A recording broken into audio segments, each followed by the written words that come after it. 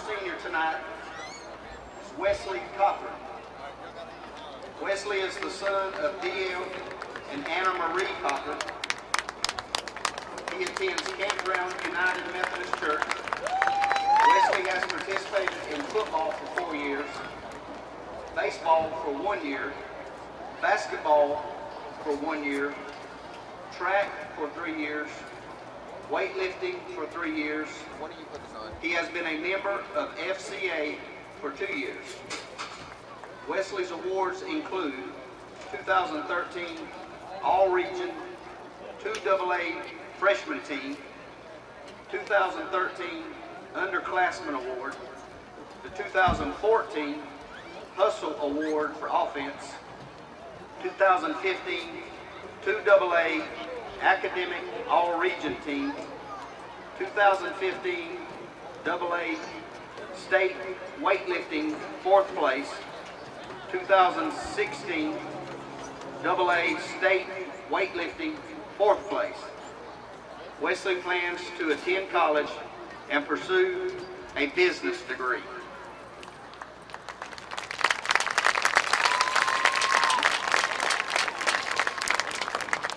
Our next senior is Jackson Hall. He is the son of Amy and Alton Smith. He has participated in football and wrestling.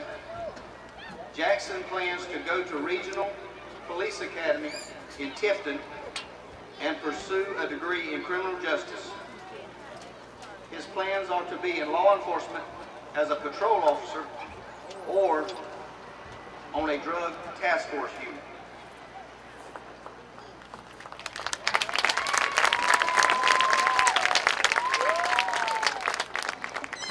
Our next senior is Xavier Hayes. He is the son of Joe and Laura Hayes. Xavier is a member of First Baptist Alma, an unhindered youth group. He has participated in football for 4 years, basketball for 4 years, baseball for 3 years, golf 1 year, cross country for 1 year. Xavier is a member of the FCA Spanish Club. He is on the junior board at Pine Lion Bank. His awards include 2016 Homecoming Court, 2017 Seniors Who's Who. Xavier plans to attend a junior college for 2 years and then transfer to the University of Georgia to pursue a degree in business and accounting.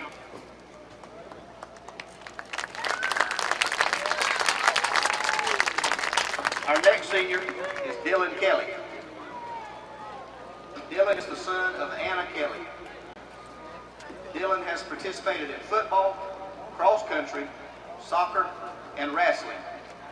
He is a member of FFA and Excel. Dylan plans to attend college on a wrestling scholarship and get a degree in agribusiness. Our next senior is George Lopez. He is the son of Angela and Linnell Lopez. He has participated in football for 4 years and soccer for 2 years. George's future plans are to go to college or become a Marine. Our next senior is Cavante Merritt. He is the son of Yakitha Johnson and Kevin Merritt. He has participated in football for 3 years, basketball for 4 years, track for 3 years, and soccer for 1 year. Cavante plans to attend college, play pro ball while earning a degree in engineering. Our last senior football player is Zach Michael. He is the son of Kevin and Tasha Michael. He is a member of New Vision Church and has participated in football and wrestling. Zach plans to attend college that is close to home and pursue an occupation with the DNR as a game warden. Our next senior is Ontario Moore. His parents are Ontario Moore and Laura Robinson. Ontario has played football for 4 years, basketball for 4 years, and ran track for 1 year. His plans are to go to college or in the United States Army.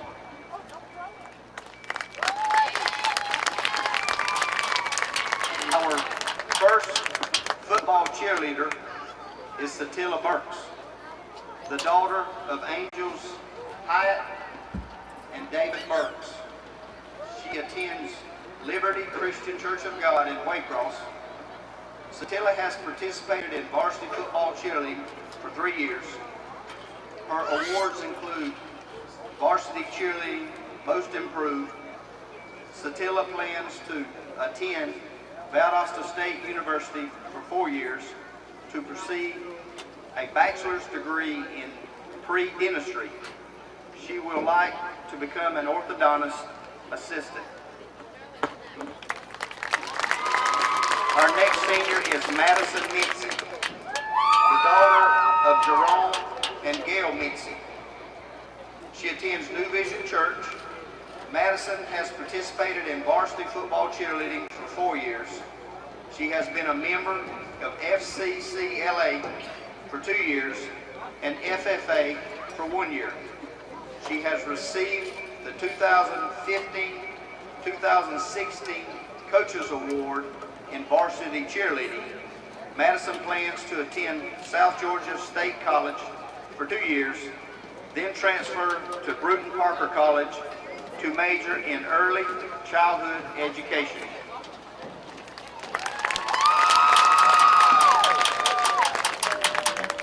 Our next senior is Maria Maldonado, the daughter of Laura Maldonado. She is being escorted by Jessica Johnson and Nicole Wilson. She attends Zion Church of God. Maria has participated in varsity football cheerleading for 3 years and has been a member of FFA for 4 years.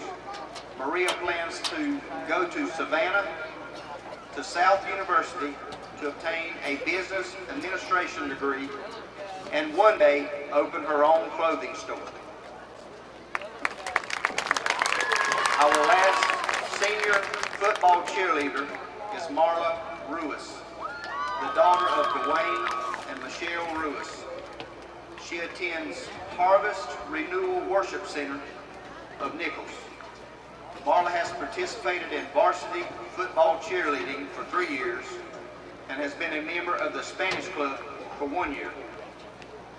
She plans to attend South Georgia State to pursue a bachelor's degree in nursing. She would then like to be an airbag flight nurse and also attend EMS school.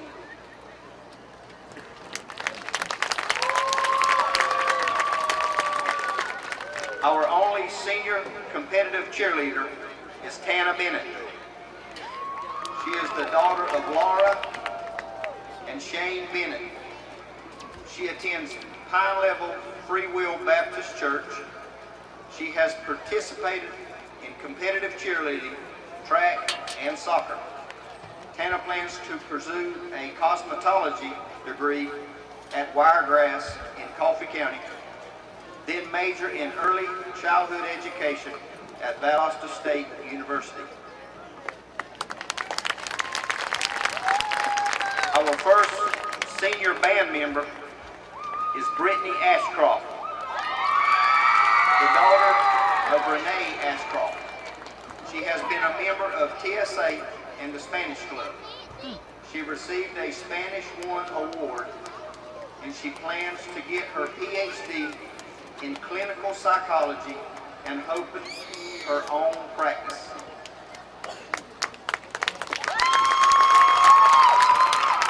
Our next senior is Jessica Brunel, the daughter of Michelle and Alan Brunel. She has participated in marching band for 5 years, and color guard for 5 years. She has received 2 color guard awards. She placed second in Class 2A Auxiliary and placed superior at the Sound of Silver. Jessica plans to join the Army, then attend college to become a veterinarian. Our next senior is Peyton Carter, the daughter of Rodney and Patricia Carter and Pam Easton. She is the granddaughter of Virginia Carter Taylor. She has participated in band for 7 years, the Excel Club for 1 year, the HOSA Club for 1 year. Her awards include Superior Drum Major, second place Drum Major in Class 2A, Student of the Month. She plans to go to Georgia Southern to major in radiology. Our next senior is Tommy Cloud, the son of Angela Cloud. He attends First Baptist Church of Alma and has been a member of the First Baptist Church Black Light Ministry for 4 years. He has been a member of FFA for 3 years, FCA for 3 years, FCA Leadership Team for 2 years, Excel for 4 years, and has been the chaplain for 2 years, and TSA member for 1 year. Tommy has participated in soccer for 1 year and marching band and concert band for 6 years. He received awards in competition, marching band, and concert band. Tommy plans to go to Wiregrass Technical College in Douglas to pursue a degree in criminal justice. Our next senior is Cameron Gibson, the son of Tanya Miles. He attends New City Church. Cameron has participated in marching and concert band and is the band captain this year. Tennis and plays second singles, and TSA, in which he is in a leadership position this year. His awards include Most Musical Talent his junior year, and he has also received multiple band awards. Cameron plans to attend BSU and then transfer to the UGA for a mass media degree. He would like to join the UGA band. Our next senior is Destiny Johnson, the daughter of Marilyn and James Johnson. She attends Union Chapel Church in Rashawn. She has participated in the color guard for 5 years. Her awards include 2 color guard awards, second place 2AA Auxiliary, and Superior Award at the Sound of Silver.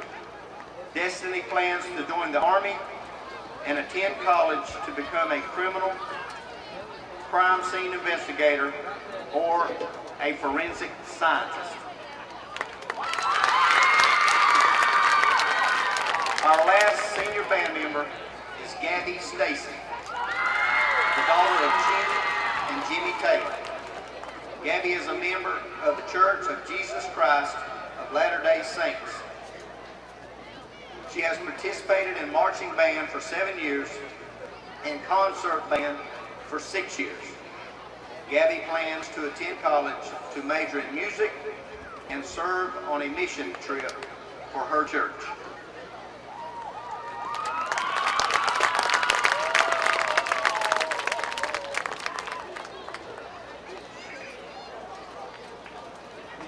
Ladies and gentlemen, that is your seniors.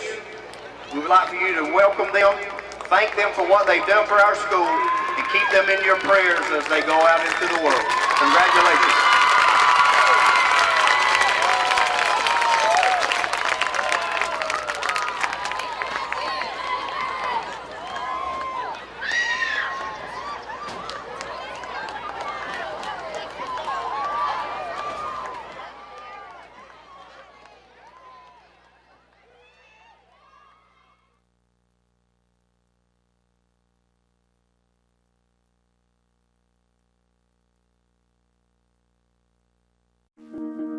In this moment, it doesn't matter if you save money in 15 minutes.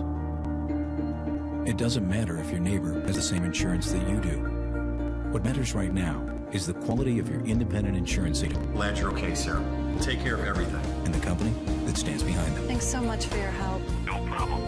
Auto Owners Insurance. Bennett & Johnson Insurance Agency in Alma is your local independent auto owners insurance agency.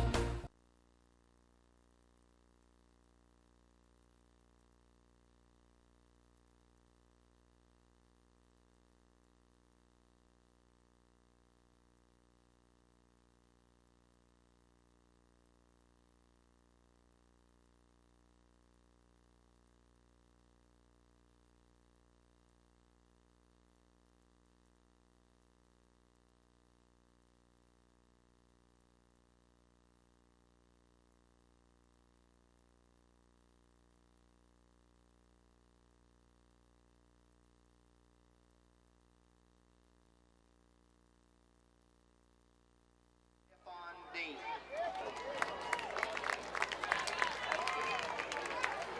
And your Red Raiders, who are coached by Josh Landis. Our flag teams are the Black Raiders, who are coached by Eric Boatwright.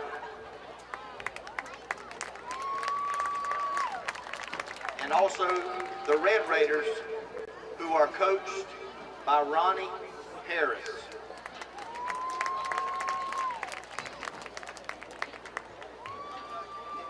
If you would, ladies and gentlemen, give these guys some applause, because these are your future Bacon County Red Raiders.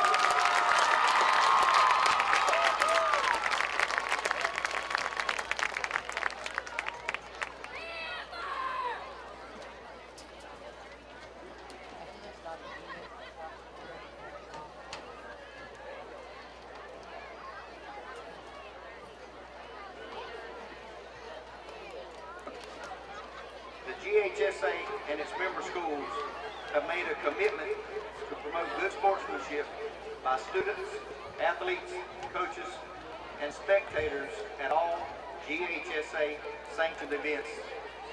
Profanity, degrading remarks, and intimidating actions directed at officials or competitors will not be tolerated and are grounds for removal from the event site. Spectators are not allowed to enter the competition area during warm-ups or while the contest is being conducted. Thank you for your cooperation in the promotion of good sportsmanship at today's events.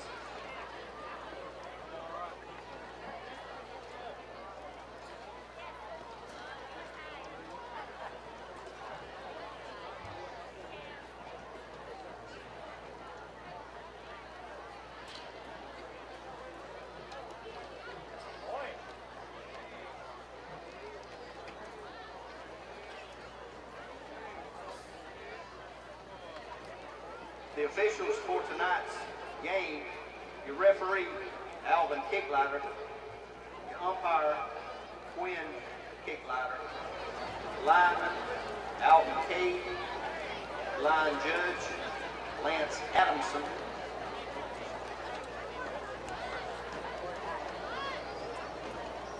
side judge, Gary Simmons, field judge, Colby Thornton, EOC clock operator, Mike Thompson, and your 25-second clock operator, Lamori Brady.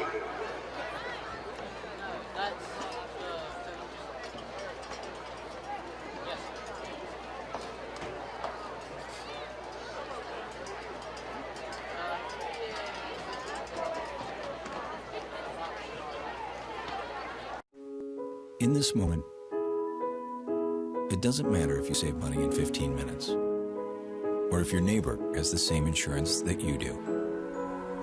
What matters right now is the quality of your independent insurance agent and the company that stands behind them. Auto Owners Insurance. Bennett & Johnson Insurance Agency in Alma is your local independent auto owners insurance agency.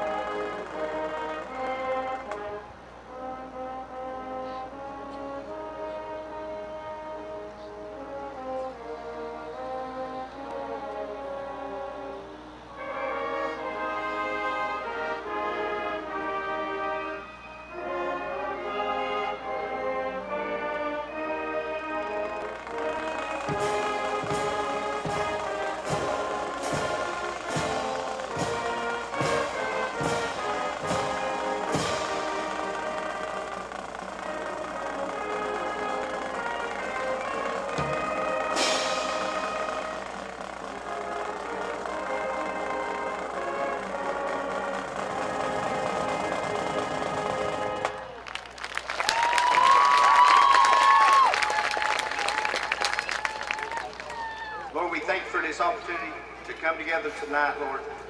We ask, Lord, that most of all we uplift you. Lord, we thank you for safe travel that you gave the opposing team. Lord, we ask for protection upon each player, that you will keep them safe, that tonight they will represent you in sportsmanship, that will uplift you in all things. In Jesus' name, amen.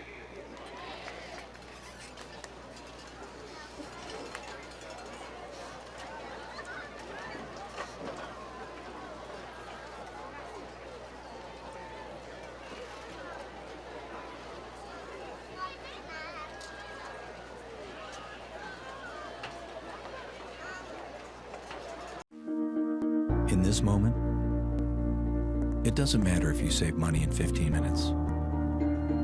It doesn't matter if your neighbor has the same insurance that you do. What matters right now is the quality of your independent insurance agent. Glad you're okay, Sarah. We'll take care of everything. And the company that stands behind them. Thanks so much for your help. No problem. Auto Owners Insurance. Bennett Bennett and Johnson Insurance Agency in Alma is your local independent auto owners insurance agency.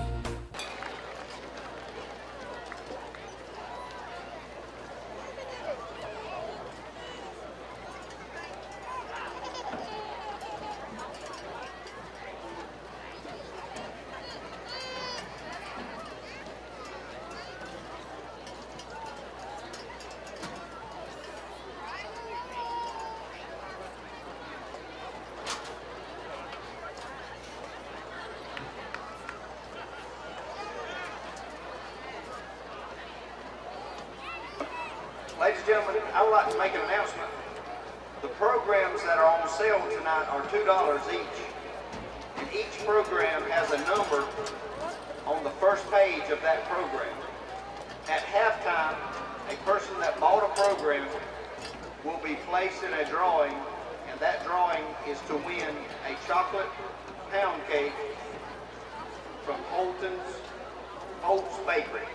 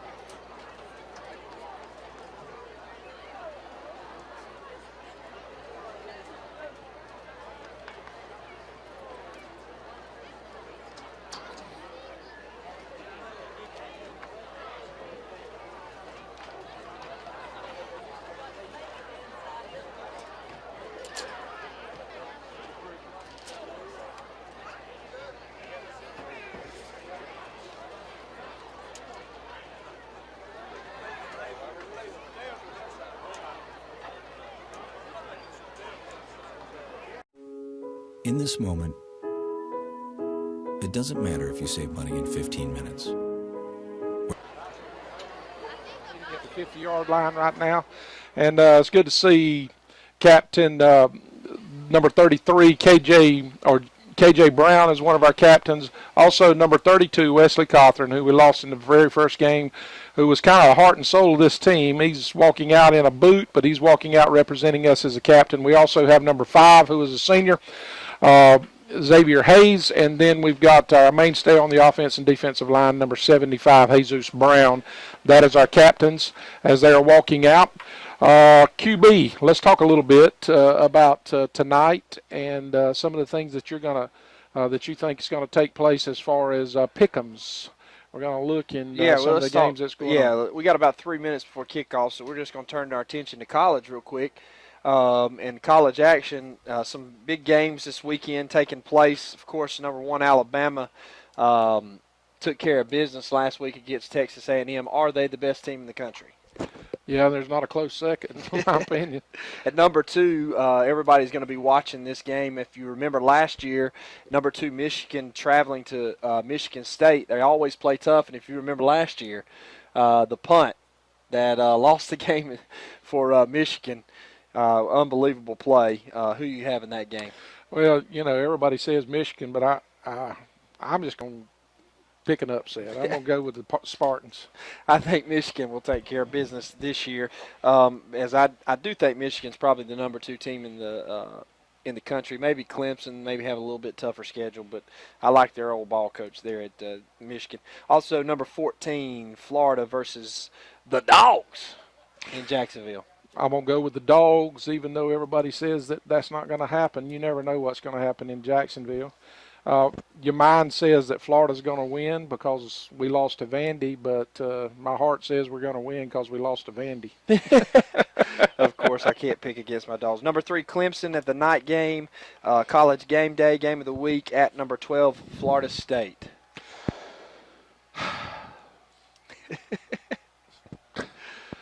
I don't know that Clemson's quite as good as everybody thinks they are. And if Dalvin Cook has a big day, Florida State could beat them. That's a good. So you're picking Florida State? I don't care. Can they both lose? I'm going to pick Clemson there. So that's some of the things that we think about college. One other one that interests me is the Nebraska Wisconsin game. That's one. Nebraska's undefeated. They're picking Nebraska to win. I'm going to go Wisconsin on that one. Wisconsin looked pretty good. They played Ohio State pretty tough the other night. So there you have it. We're going to go to our starting lineups as we're under a minute here. Here comes the Raiders walking onto the field through the flags. And, Rev, tell us our starting lineups for the Raiders tonight. Starting at quarterback, number 3, Dawson Jewell. Wideout, Xavier Hayes. Dawson is a junior. Xavier Hayes is a senior. Sophomore J.P. Peterson be playing wideout. Lagondrick Snell is a junior. He is also a wideout. Anthony Madison, we've already talked about him, number 25, just a junior. He's going to be playing tailback. Dylan Kelly will be handling our punting duties. Ronaldo Juarez also will be kicking our field goals. George Lopez will be starting at one offensive lineman, Cam Preston at the other offensive lineman. And then we got Will Richardson, Jackson Hall, Jesus Brown, all of them are offensive linemen. KJ Castile will be playing tight end for us. He is also a linebacker. And so there you have it. You hear what our offensive starting positions are. Then on our defense, KJ Castile is playing linebacker. Will Richardson is a defensive end. Jackson Hall is a defensive end. Jesus Brown is also playing both ways, defensive or nose guard. Ontario Moore is playing corner. Ayrton Moore is a strong safety. Shamad Brinson, just a sophomore, is playing free safety for us. Isaiah Grant, just a sophomore, is one of our linebackers. Cavante Merritt, he's one of the few seniors that plays on our defense. He is your right cornerback. And, of course, K.J. Brown and Trey Mobley also on the defensive tackle. He is a sophomore. K.J. Brown is a junior. And we've had a kickoff.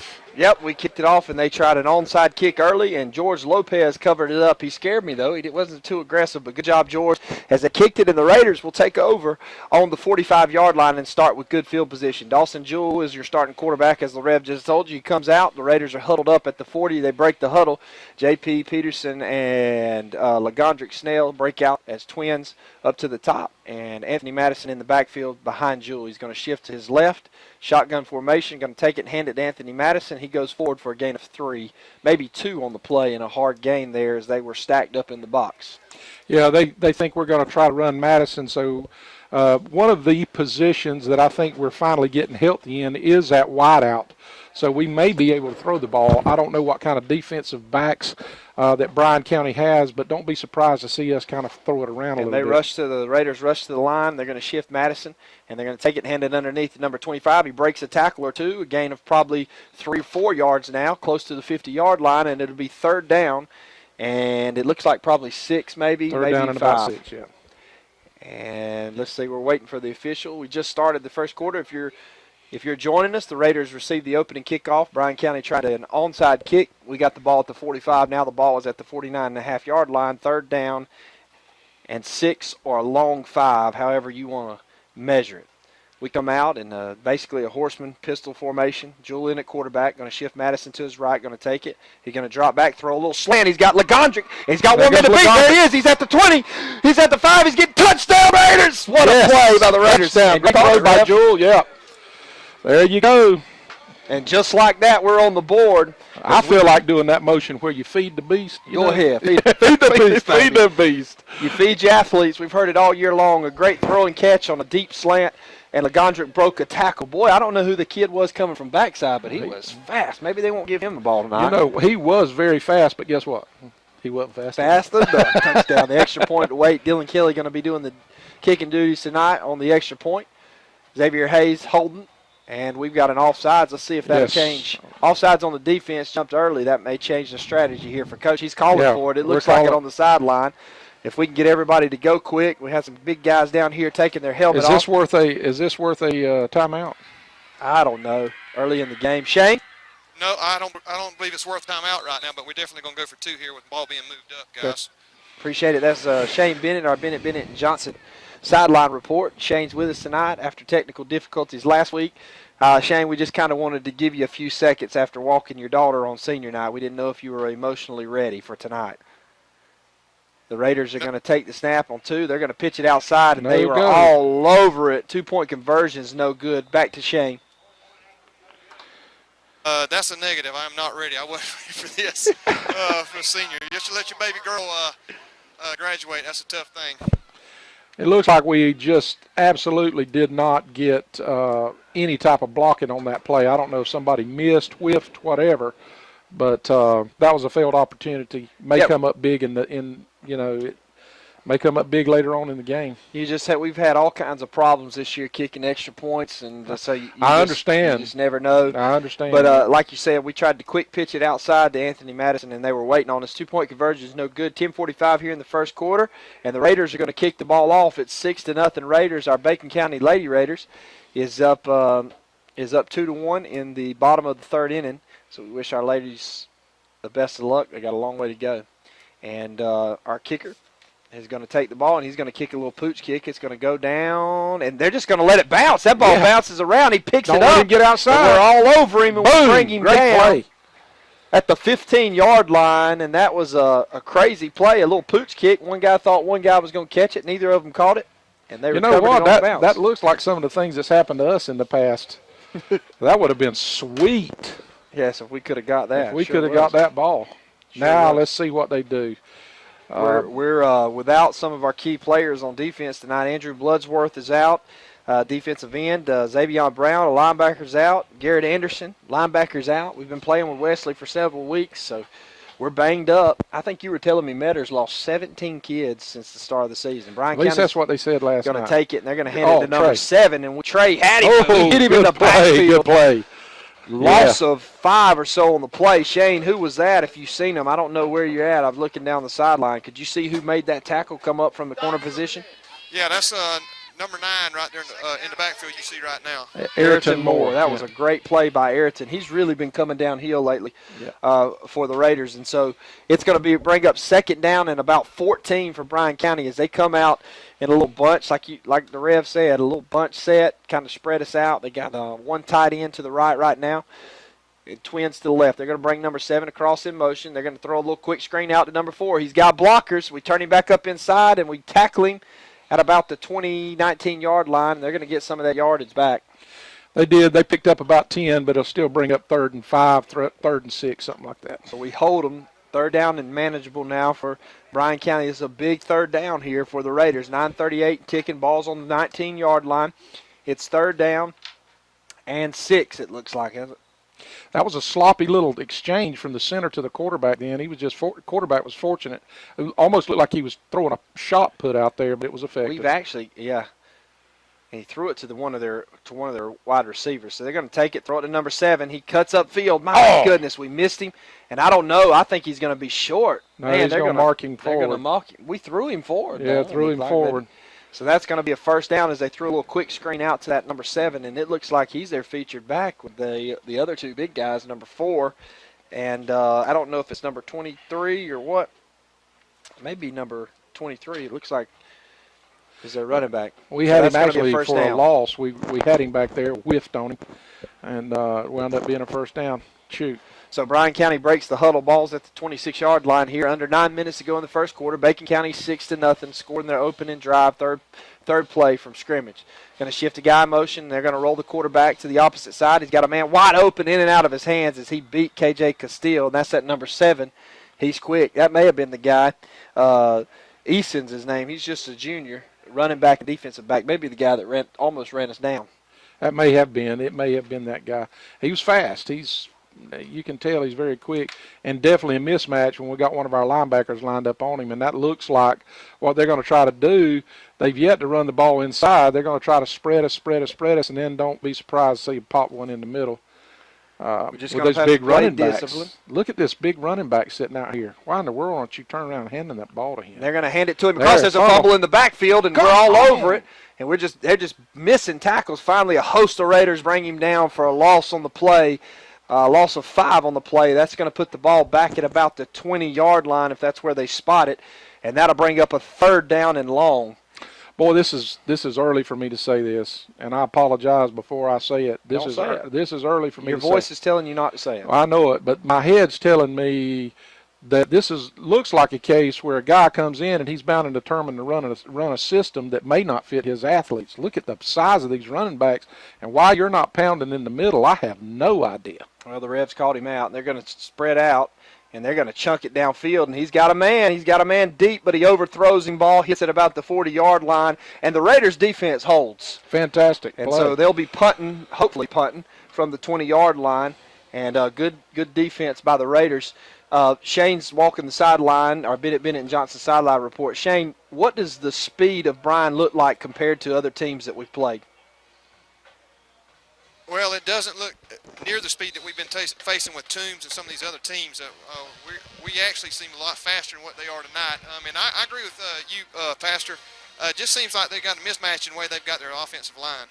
Yeah, I mean, just looking up here, and especially, oh, goodness. Snap over his head, we get in there, we miss it, and that's going to be an end-over-end kick, and it's going to hit and bounce, and it looks like it's going to be Raider ball at the 50-yard line.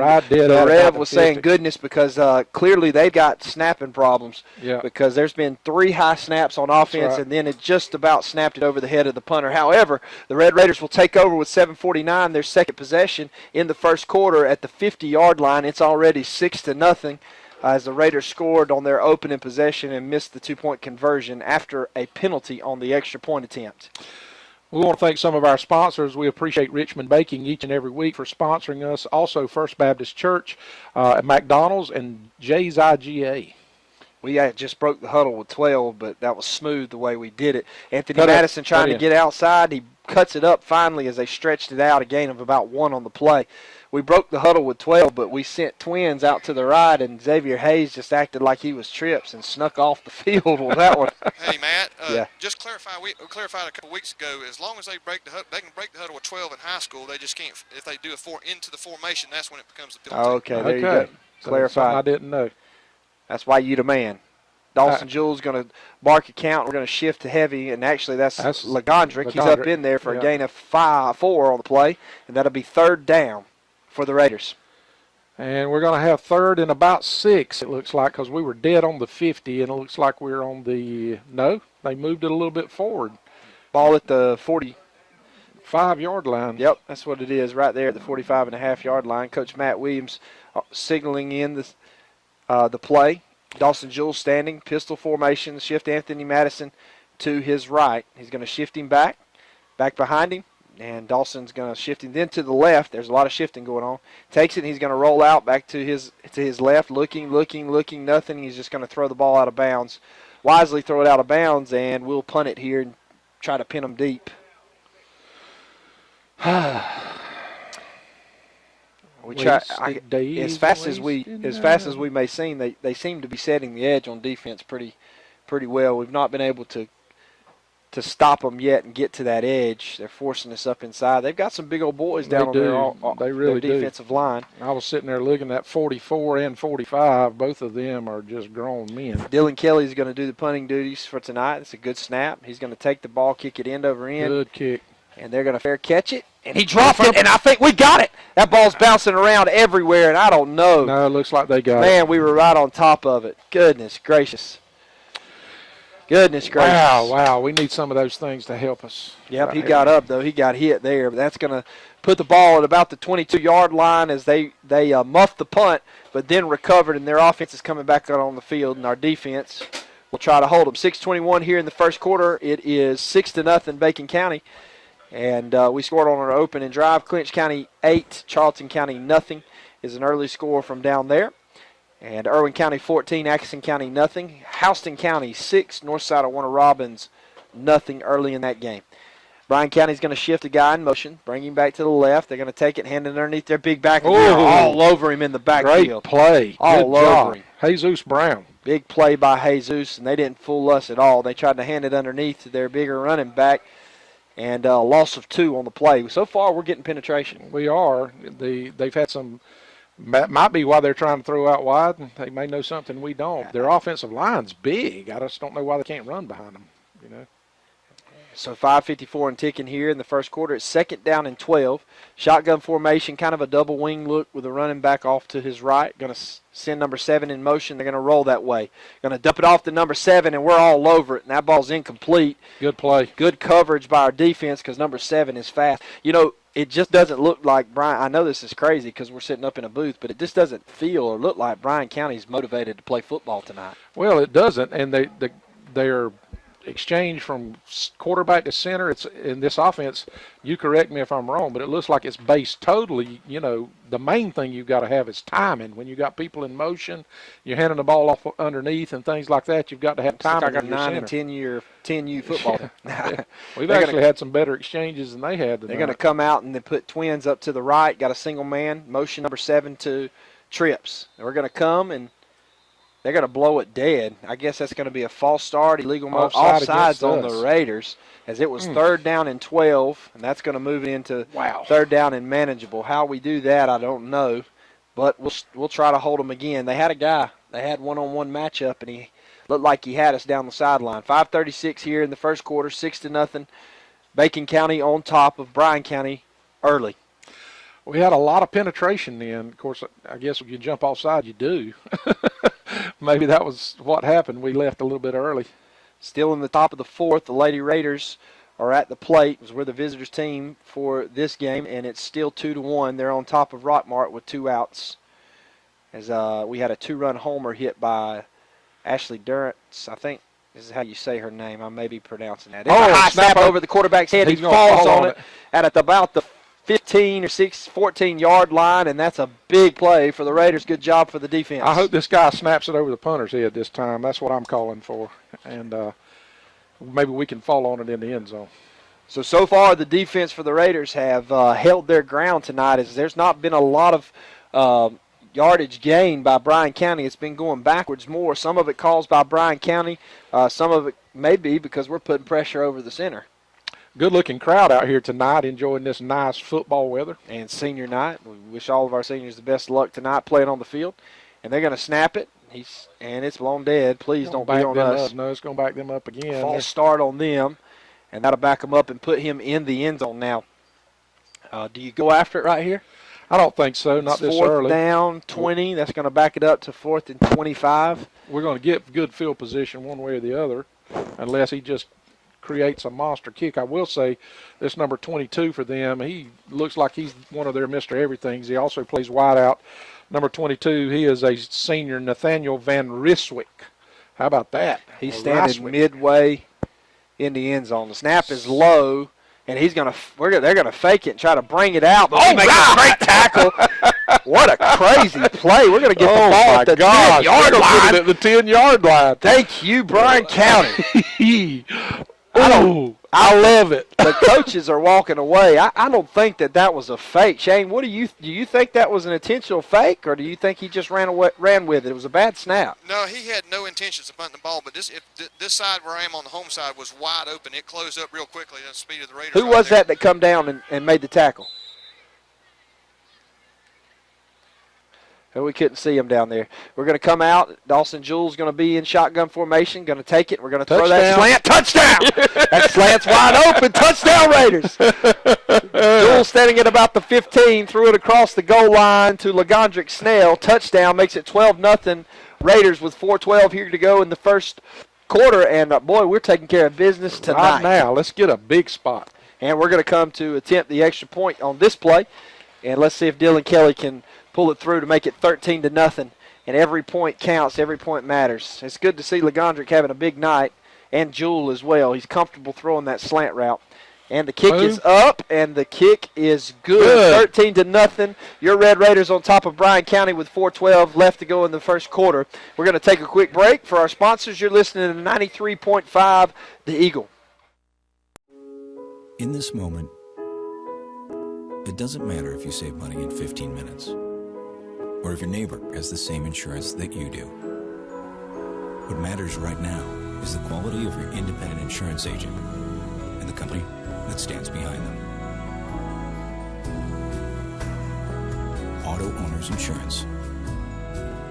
Bennett Bennett and Johnson Insurance Agency in Alma is your local independent auto owners insurance agency.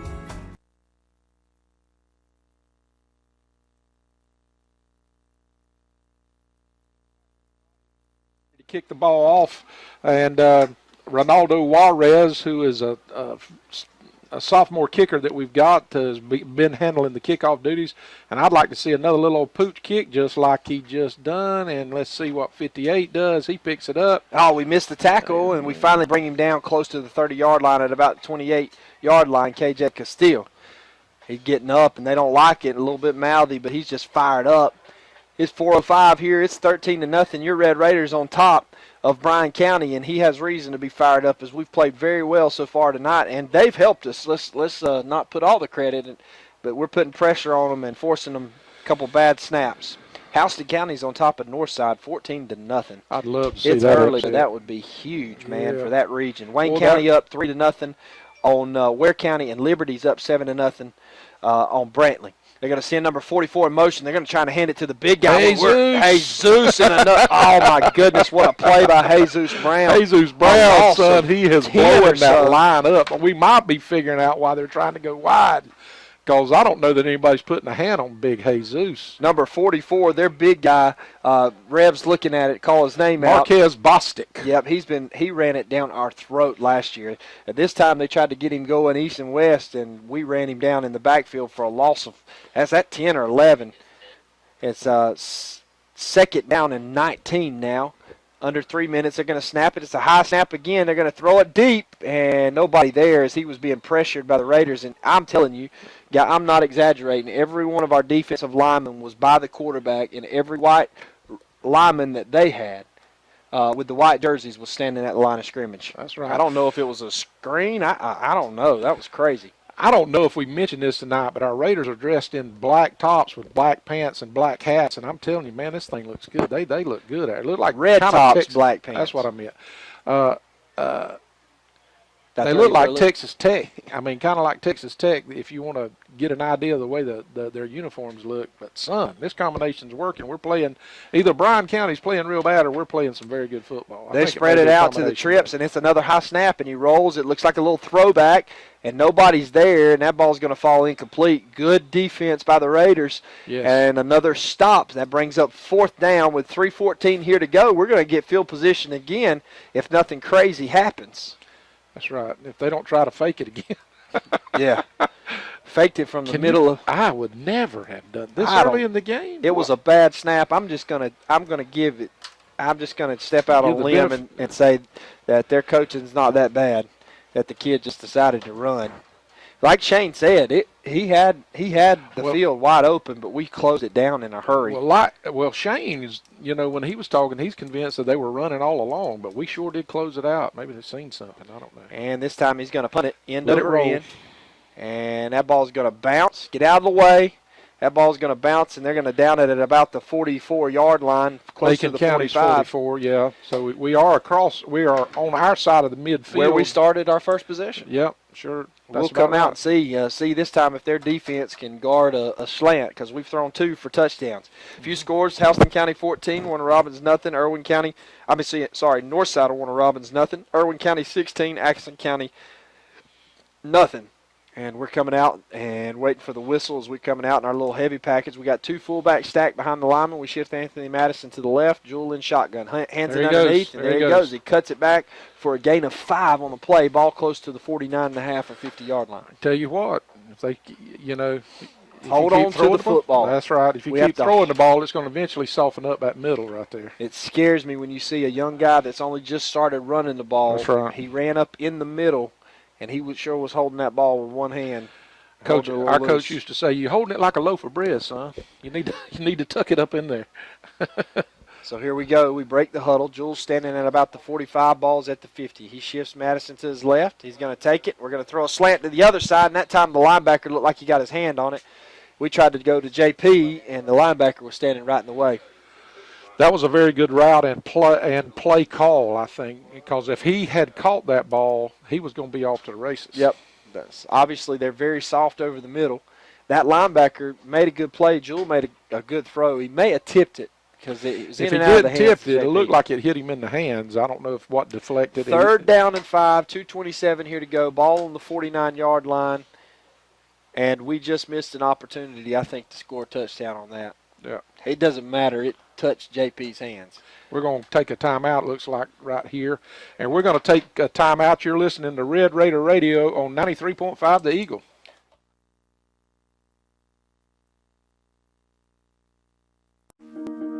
In this moment, it doesn't matter if you save money in 15 minutes. It doesn't matter if your neighbor has the same insurance that you do. What matters right now is the quality of your independent insurance agent. Glad you're okay, Sarah. We'll take care of everything. And the company that stands behind them. Thanks so much for your help. No problem. Auto Owners Insurance. Bennett Bennett and Johnson Insurance Agency in Alma is your local independent auto owners insurance agency.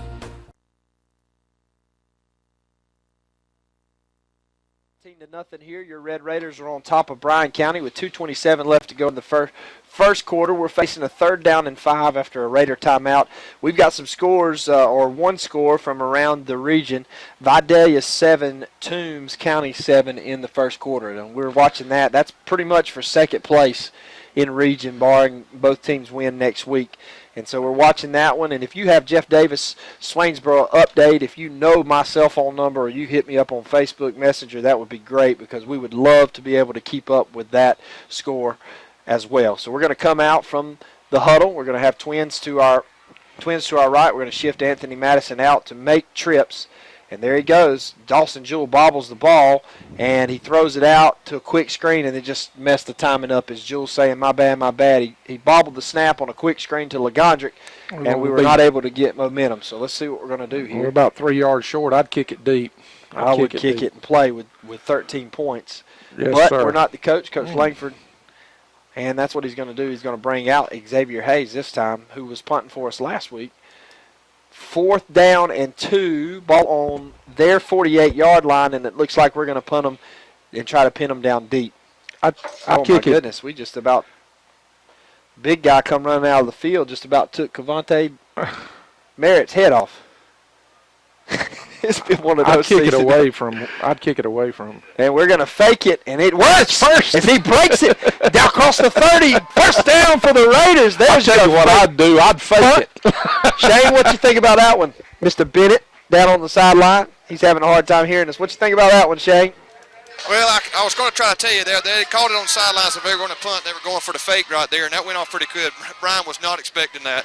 That was an awesome job there by the Raiders and a first down for the Raiders. That's one of the best fakes I've ever seen. Xavier Hayes, man, he's going to be a method actor.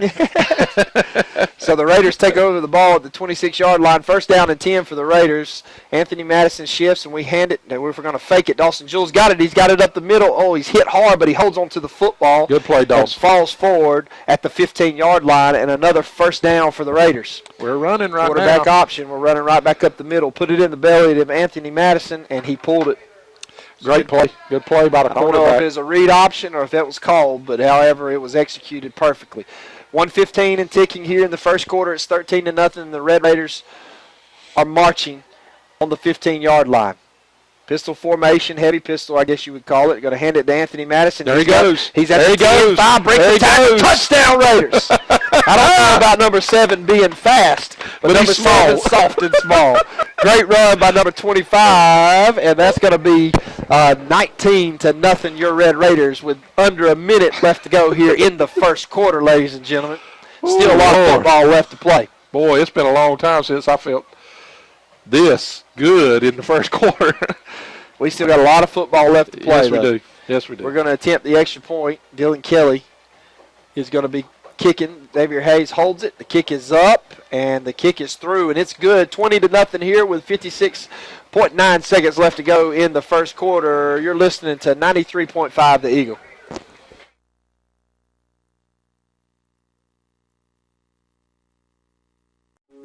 In this moment, it doesn't matter if you save money in 15 minutes or if your neighbor has the same insurance that you do. What matters right now is the quality of your independent insurance agent and the company that stands behind them. Auto Owners Insurance. Bennett & Johnson Insurance Agency in Alma is your local independent auto owners insurance agency. Everybody, Ronaldo Juarez getting ready to kick the ball off, and it's been special teams has played a big role in this game so far. We know special teams is the third part of football that a lot of people don't take in consideration, but a fake punt that was missed on them, they were not able to convert, and it turned the game. It's kind of turned the game a little bit. It's a real high pooch. Ball's going to be taken, and we come down and we hit him hard at about the 30-yard line. Great play by one of our guys. He come flying. Legondrick Snell. That's Legondrick. He hit that. That's a big old boy. And that was Snell. He took him out clean. That was a good tackle, guys. He hurt the knees and thighs, baby. He got up shaking his head. I hope he's all right. We don't need Legondrick to need him to stay clean. He hit him pretty good. Now he's acting like he's fine on the sideline. Good job.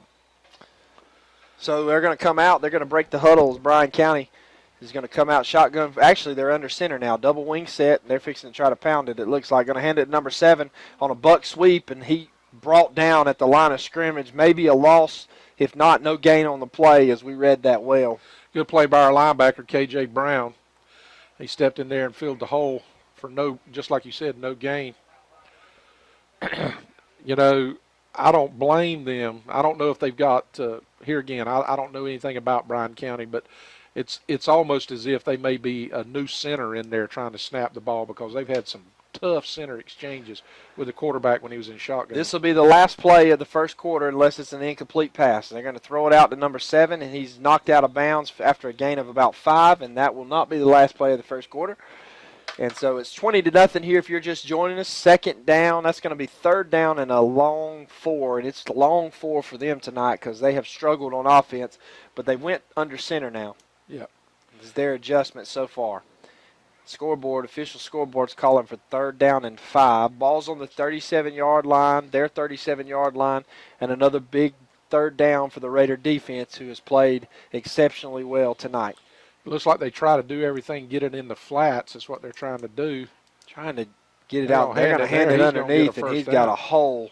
First down, but he's stuck after he gained 6 or 7 yards, and that will move the sticks, and that probably is the last play once they get this clock winding of the first quarter. And looking at some scores, all we have is Vidalia 7-7. Our Lady Raiders are in a dogfight. It's 2-2 in the bottom of the 4th inning. And Rockmart has runners on second and third, 1 out. So we'll see, and that's it. That's going to be it for the first quarter right here. First quarter play from Raider Field on this Friday night, fall Friday night. 20-0, your Red Raiders lead. When you come back, we'll bring to you the second quarter. You're listening to the QB, the Rev, and Shane Bennett on 93.5, the Eagle. In this moment, it doesn't matter if you save money in 15 minutes. It doesn't matter if your neighbor has the same insurance that you do. What matters right now is the quality of your independent insurance agent. Glad you're okay, Sarah. We'll take care of everything. And the company that stands behind them. Thanks so much for your help. No problem.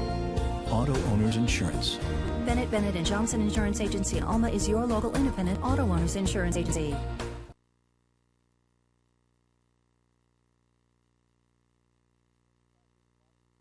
Shane Bennett, with our Bennett and Johnson sideline report. Shane, what's the feeling down there? What's the mood? Well, it's a lot better than it's been the last few weeks, I'll tell you that, guys. Coach K just walked by and said we're on the pace for 80 here. We haven't said that in a while. But no, it's a little bit more lighter. The guys are having fun, and I'm telling you, I don't know if you can tell from the press box up there, but there are some hard licks going on from the Red Raider side. They're getting to the ball and hitting it pretty hard. Good. Thank you. That was Shane Bennett with our Bennett and Johnson Insurance sideline report. Rev, let's see what they're going to hand a counter underneath the number 2, and he gains a few yards up in there. It looks like, I don't know if it's going to be a face mask or a hold where that flag's thrown. There's a flag on the far sideline. They tried to run a counter. Now, they've been spread all night to this possession, this series, and we're waiting for the white hat. We got a face mask, personal foul face mask. Is what he indicated. I believe Shane will correct me if not, but it's a personal foul on the Raiders face mask, and that's going to move them into our territory for the first time tonight. Yep. Well, you might have told them the secret. Somebody called them and told them to get under center, so good job. Well, no, they just couldn't keep going the way they were going. I mean, they give us a 20 spot. They're going to have to do some scoring. I will say this, if they start pounding that rock with those big running backs, I mean, you know, they've got a lot of scoring to make up, and they still haven't stopped our offense, really. They're going to hand it to that big guy. He's got a hole, but he's hit hard up the middle. Ooh, our linebackers are filling it up. Yes, sir. They're bringing it tonight. That's going to be second down and an 8-7, it looks like, for Bryan County. Ball's on our 38-yard line. It's 20-0, under 12 minutes or 11:25 and ticking here in the second quarter. It's just the start of the second quarter. Houston County 21, north side of Warner Robins 7, Berrien 7, Applin nothing, and Lowndes and Cockwitz 14, Lowndes 7. That's going to be a dogfight tonight. They're going to break the huddle. They're in this double wing set. Wing T got a single receiver. They're going to take it, try to hand it off. Number 4 cuts back up the middle where we're soft a little bit after pursuing and gains 4 yards, and it'll be third down and short. Yeah, it looks like it's going to be third down at about 3.5, like you like to call it. Good run by that young man, number 4, for them, because if he'd have continued on outside, that would have been a loss. Yeah. As we were pursuing the buck sweep, we read it very well, but we were soft underneath on the cutback. Third down and 3, ball at the 32-yard line, and they're knocking on our door for the first time. This is the deepest they've been in Raider territory tonight. Under 11 minutes here to go in the second quarter, double wing set. Bryan County comes out in. They're going to take it and hand it to their big guy. He's hitting the backfield, and I don't think he got it. No, he didn't. He didn't get it. He yard on the play. Yeah, I don't know. They're going to go for it here. I would. Why not? You're down. But I'm telling you, I don't know who that was on the defensive end that met him right at the line of scrimmage. Good play. 4th down and 2. Big 4th down. Yeah, we need to stop 4th down and 2 here. Under 10 minutes, the clock's ticking away, and I'm like you, Rev. If they're going to continue to run this like this, they've got to stop our offense first, or they're just going to run the clock down. They come out in their double wing set. They may try a hard count. Hope we don't jump. Ball's on the 31. They're going to take it. The quarterback fakes it. He gets it. He's going to get it. That's going to be close. They're going to wait for the spot. Oh, come on, man. Going to wait for the spot. No, he's not going to get it. They're going to spot him short, and that's a hole by the Raiders. Hey, baby, what a good play. Good play by the Raiders. And I don't know if that was Arrington Moore or one of our other cornerbacks, Legondrick. I don't know who that was out wide, but they come downhill in a hurry and close the gap down. It looked like they were going to get it. It was just a great play call. It was naked bootleg is what we called it back in the old days, kind of He faked it one way and bootlegged it out the other. It looked like he had green grass, and then all of a sudden somebody came up and flipped his legs out from under him, and it was all the way across the field. And when I saw where he marked him, it looked like he had marked him, for the first down, but it wound up. Take it, hand it underneath to Anthony Madison. He hits it up. Good. He hits it hard, run downhill, gain of about 8 on the play. It'll be second down. Ball's on the Raiders' 34-yard line before that play. Now it's on the 42. Well, QB, what do you think about Madison running the ball? Oh, he looks good. I'm trying to add up here. 9 minutes and ticking here in the second quarter, and they're going to take a timeout. With that, we're going to take a huddle-up timeout. It's 20-0 after the Raiders just held them on fourth down. You're listening to 93.5 The Eagle. In this moment, it doesn't matter if you save money in 15 minutes or if your neighbor has the same insurance that you do. What matters right now is the quality of your independent insurance agent and the company that stands behind them. Auto Owners Insurance. Bennett and Johnson Insurance Agency in Alma is your local independent auto owners insurance agency.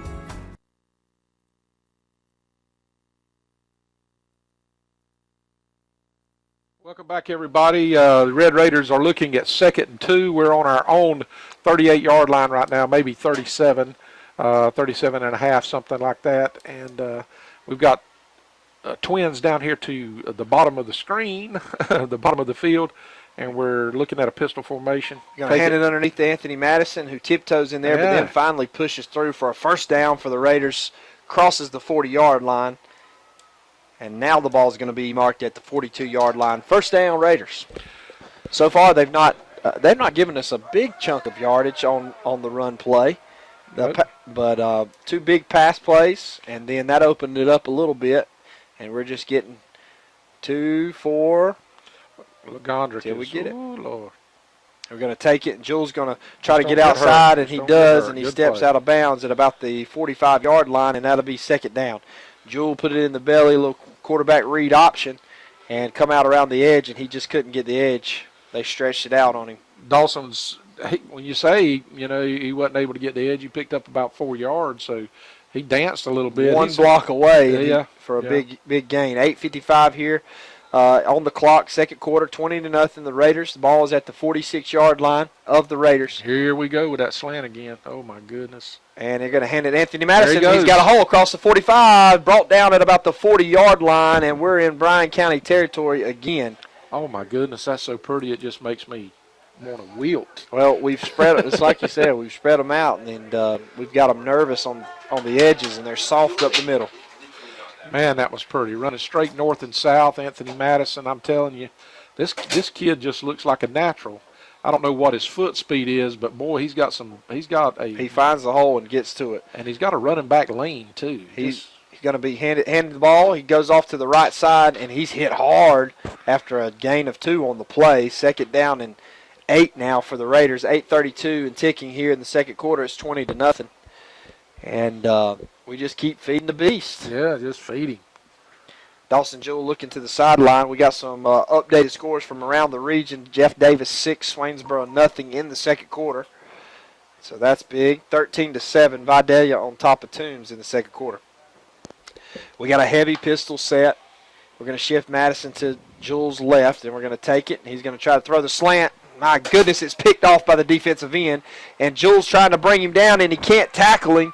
As he tried to wrap him, he's down to the 5, touchdown. Boy, he just read our eyes on that. He read our eyes on that. My goodness. If he wouldn't have, the linebacker would have. Yeah, they knew where we were going. The slant is officially shut down. Yeah. We're going to have to do something different now. And Jewell tried to tackle him at the 50-yard line and wrap him up high, and he couldn't.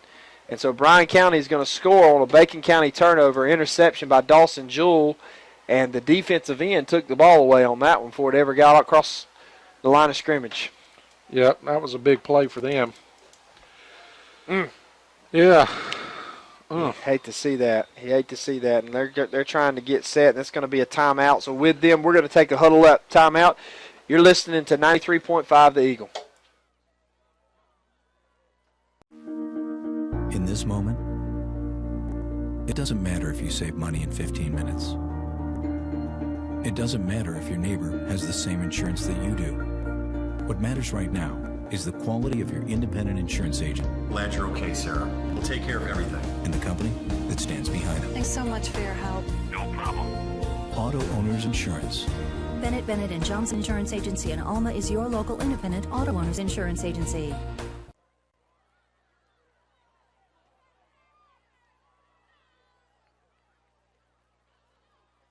Got momentum going our way, and then all of a sudden the defensive end makes a very good play. I mean, he picks it off on the line of scrimmage, and then that big kid just rumbles all the way down. Listen, man, I'm Team Langford all day long, but that was just one too many on that one. Right. They were just waiting on it. Yeah. Like I said, it was a deep slant, a skinny slant's what we call it. And if the defensive end, which made a great play, David Pollock-like play, Right. linebacker was there. They're going to attempt the extra point. It's 20-6. The kick is up, and the kick is no good. Off to the left. So with 7:51 here to go in the second quarter, Bacon County 20, Bryan County 6, and you're listening to 93.5 The Eagle. We need to come down here and score this. We don't need to do nothing but run the football. What I heard was I was being told that Harper was told to leave the stadium or whatever. Was he going after the umpires? I don't know. I was told Tyre's the one that told him he didn't need to be there, so I'm not sure what exactly is going on, but it sounds like the wheels have come off.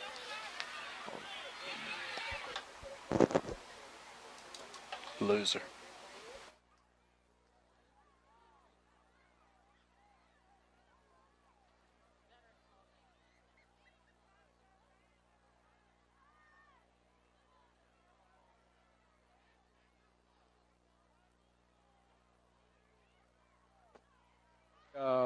Bryan County's getting ready to kick the ball off to us for the second time tonight. They kicked off the beginning of the game. They will be getting it beginning of the second half. So with 7 minutes and 51 seconds left, we need to take this and run out the clock as we score a touchdown. Watch for an onside kick here, Rev. This time they're going to pooch it just like we did, and our athlete's going to take it, and he's got a hole. There he goes. He's got one man to beat. That's the kicker. He breaks the tackle. He's at the 50. He's got another man to beat down and around the 30, and he's brought down at about the 29-yard line. But a big return, no flag on the play for the Raiders. Great play. Just a little bit more speed, and we'd have broken. That was Mr. Ayrton Moore. No, that was yes. Legondrick. Was that Legondrick? Yeah. I seen Ayrton get up there. Legondrick, of course, on the play. I apologize. Even though I tell you what, Ayrton Moore has probably been the most impressive player to me this year coming on late. The way he's been coming downhill. He's asked to play safety. And early on, as we had some problems and issues there, and now he's back to cornerback his position. All so a big return, ball at the 28-yard line. The Raiders are going to come out on offense, shift Madison to the left, standing in shotgun, and we've got a false start by one of our big guys. Can't have those mistakes. We don't need to start having those mistakes. A lot of times those mistakes are caused by being tired. Yeah, and we're going both ways. We probably have 6 or 7 guys that's going both ways. Let's see, 1, 2, 3, 4, 7:38 while he counts 20-6. Go ahead. 20-6. 5 people going both ways, yeah. 5 people. Some of those are our big guys. And so Jules going to take it. 1st and 15, ball on the 33-yard line. We're in Bryan County territory. They're going to hand it number 25, and he makes a couple miss, and he crosses the 25-yard line and gets us back into good position. He sure does. Great run. That was about an 8-9-yard gain. I don't know if I can do it any justice, but if you can imagine, he goes up in the middle, he jumped over a player, he bounced off a player, rolled, and fell down at the 25-yard line finally with a shoelace tackle. Yeah. That brings it back to 2nd down and 8. Ball on the 25, like I've said. Second quarter, 7:15 and ticking, 20-6. The Raiders are on top right now. And we responded after an interception return for a touchdown. We responded with a kickoff. Big kickoff return into their territory. Going to hand it to Madison, and he's met by number 12, even though he ran him over, the defensive end there, or outside linebacker. Still a pickup of about 3. Now we're going to have third and about 4, I guess, is what we're looking at. The Lady Raiders have given up several runs in the bottom of the 4th. They're still bases loaded with 2 outs now at 7-2. Rockmart on top of them. They come back from behind and won 8-7 in game 1 on Thursday, so they're going to have to do it again tonight. Here you're listening. It's 20-6. Your Red Raiders are on top of Bryan County. Ball, big 3rd down and 3. Ball at the 23-yard line. Shotgun formation. Going to shift Madison. Going to run him to the left. He's got some blockers. First down. Great play For the Raiders. Oh, that was pretty. You know what I've been impressed with tonight is there's not a lot of laundry on the field. Not a lot of laundry. Now they're letting them play, and hadn't really seen much, really. Our offensive line, Coach said it in his pregame show, our offensive line actually graded out good against Benedictine. If we'll play good on the offensive front, and that was what we were looking for as one of our strengths this year coming into the season was our offensive line. And we're missing one big piece of the offensive line.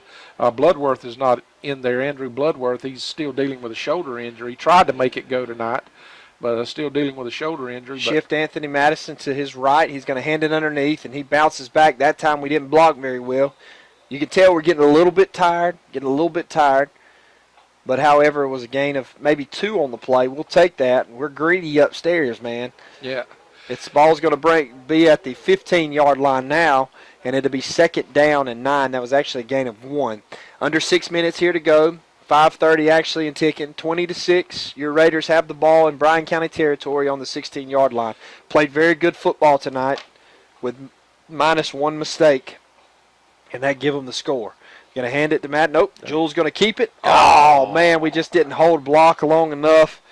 That's defensive end or defensive tackle, number 37. He's changed numbers tonight so he can play in the backfield some. That's Trey Mobley, just a sophomore that's playing it. I can tell by, his body language. I looked and been looking for number 72. He's just not down there because he's number 37 tonight, and he's playing as looks like he's playing at like a fullback position.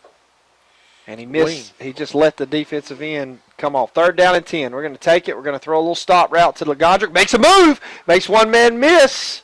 And he gets out of bounds right at the 10-yard line. That'll be short. And do you bring out the kicking unit or do you go for it? I think I'm on that kind of pressure on you. I think I'm going to go for it right here. It's 4th down and 4.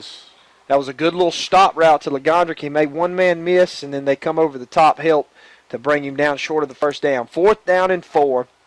Big play for the Raiders. We do have a timeout. Shane? We're right now, Coach is saying we're going for the field goal. Okay. So there you have it from the sideline. However, we did call a timeout. Maybe, I don't know if we want the guys to talk him into it or not. We'll see.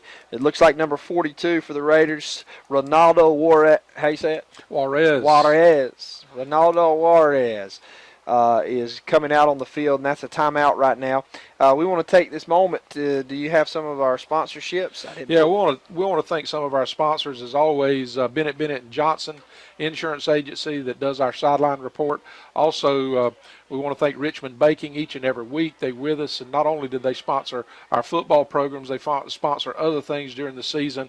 We want to thank Huddle House and the Huddle Up Senior Spotlight, as well as the Huddle Up Timeout, Lamar's Pharmacy, who does our pregame show, John Hughes State Farm, Insurance Agency, Andy Cawthorn Auto Sales, and Coastal Pines Technical College. We thank them, along with Alma Discount Drugs. And so the Raiders come out from the huddle, and we're going to attempt a field goal. Shane Bennett, our math statistician. See, I killed it. Wow, that was embarrassing. He's going to tell us how. It's 28-yard attempt, guys. 28 yard. He kick is up, and it's through. 28-yard field goal. Congratulations to that young man, and that's going to make it 23-6 here with 4:31 left to go in the second quarter. And you're listening to 93.5 The Eagle.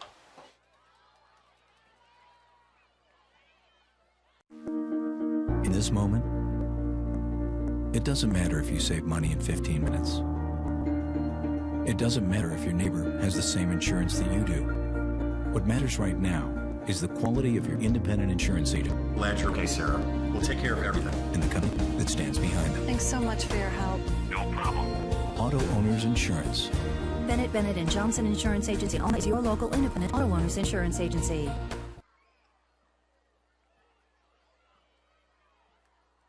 hero of the moment, Ronaldo Juarez, just kicked a 28-yard field goal, and now he's fixing to kick off again. And special teams, as we said early, is beginning to play big right now in the favor of Bacon County. And let's see. I don't know what. Psych. He went to kick it off, and I think he thought there was a whistle that was blown, and so that's going to be offsides on the Raiders as he That's crazy. Psyched everybody out on that play. I think he thought he was kicking a field goal again. Maybe that was the thing. He's so excited still, Shane. He thought he was kicking a field goal. Coach Joe Bordeaux is about to have a stroke down there. But you get one thing right, and then you can't kick one thing. You've got one thing. One job. That's going to kick it from the 35-yard line, it's end over end, and then it's going to be out of bounds at the 35-yard line. And so that's where Bryan County will take over. And we're still working. He's just a sophomore. We still got a lot of work to do. It's all right. We'll take it. Didn't give him opportunity to return it. Now, special teams for us tonight. We've stopped them on a fake punt, and we have had a field goal. And what else? We've had a very big kickoff return. Yep. We've had a fake punt that we converted that led to a touchdown. So special teams has been huge tonight. It has been big for the Raiders. Raiders. They missed an extra point. And it's safe to say that minus the one interception for a touchdown, we've played sound fundamental football. Yes. They're going to come out double wing set, and this time they're going to fake it. And they're going to try to throw it, but we've got him covered. He's still going to throw it deep across the middle. Oh, my goodness. And number 4 goes up and catches the ball over our Raider cornerback there. That was a good play by number 4, and just tip your hat to him because he just beat us on that play. Well, wasn't even throwing it to number 4. It looked like he overthrew an underneath receiver, and it hit 4 in the chest. But he threw it right in the middle of traffic, and it just happened to be. And number 4 is a big guy, so it's not like he threw it to some little receiver. He got lucky. Number 4 is a big guy. Murray's his name. He's one of their running backs. He's been one of their running backs. He was an all-region running back last year, Kamate Murray. They got him at wideout all night long. They're going to spread us this time, and they're going to hand it underneath to the other big guy who tries to bounce it outside. We stretch it and bring him down. It's going to not before he gets a gain of 1, maybe 2 on the play, and that'll be second down and 8. Under 4 minutes to go. Good play by KJ Brown, who stretched it out, eventually dragged him down. Yep, the last 2 possessions, they've been in our territory. A couple big plays for them. Ball's on the 41-yard line of the Raiders here, and let's see if we can hold them. It would be huge if we could go into halftime with them only having 1 score on the board. Yep. 23-6 is your score. Raiders on top. As we've going to Shane, Bennett and Johnson. I heard him come in. I didn't know if he wanted to say he's something. open. He's got a man wide open. 2 of them. As he crossed the tight end coming across on the little waggle pass. Wide open, first down for Bryan County. Guys, I was just trying to clear up on that kickoff, a little confusion. The kicker did not hear a whistle, and he heard someone tell him, don't kick it, so that's where all the confusion was. We don't know who said that or where the whistle did or didn't come from, but that's what the confusion was. Was it said in English or Spanish? I don't know if they have different kind of whistles, man. I'm not sure. They're going to take the ball and hand it on a buck sweep. We force him to cut off. Oh, my goodness, he's hit hard by a host of Raiders. Man, I tell you what, our linebackers are playing at a whole other level. That's right. 23-6 is your score here. Under 3 minutes to go in the second quarter. You left me hanging there, man. I thought you was going to say something. Well, I was watching what was transpiring down on the field. Looks like it's going to be 2nd and 8. 2nd and 8 on about the 35. I heard you take that deep breath. I thought you was coming in with some good wisdom. Yeah. They're going to spread us out. There we go. They're going to hand it underneath to big number 44. And good job by our little guy, number 6. And when I say little, he's little. He can't help it. That's just the way he was made. Ontario Moore, one of the Moore brothers, he went up and tackled him with a little bit of courage. Yep. Now it's going to be 3rd and about 4. Is that what it is? 3rd and 3 is the official scoreboard. That's what they're showing, but it's a long 3. And big play right here. This is going to take down territory for them. Yes, this is. So big 3rd down for the Raiders. Ball's on our 21-yard line. Bryan County's driving. They hand it underneath. We hit him at the line of scrimmage, and we drive him back and bring him down they're going to give him a yard on the play. Ball's at the 20-yard line. Good job by our defensive line and linebackers. 4th down, I don't know what they're going to what they're going to try to do here. KJ Brown, man, he's got his hands on his hips. He has played a phenomenal game tonight.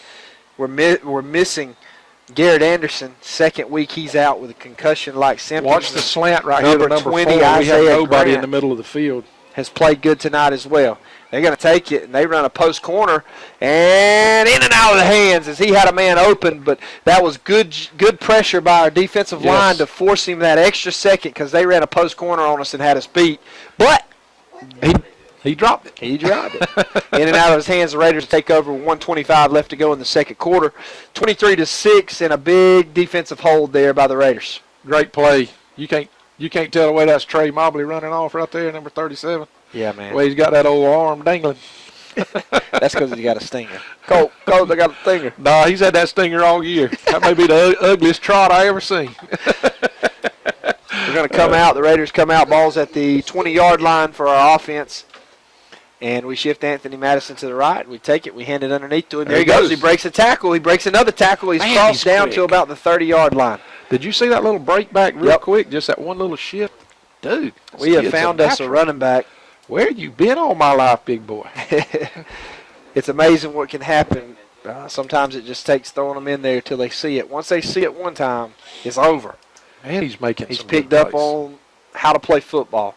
Yeah. This play will take us under a minute here in the second quarter in the opening half, 23-6. If I'm going to throw it, I'm throwing it this play. I'm going to hand it to Anthony Madison underneath. And first down. That time he gain of 2 on the play, and like the Rev said, first down for the Raiders. The reason I said that was second down and less than a yard. If you're going to throw it, that's the time to try to air one out, see if you can hit something deep.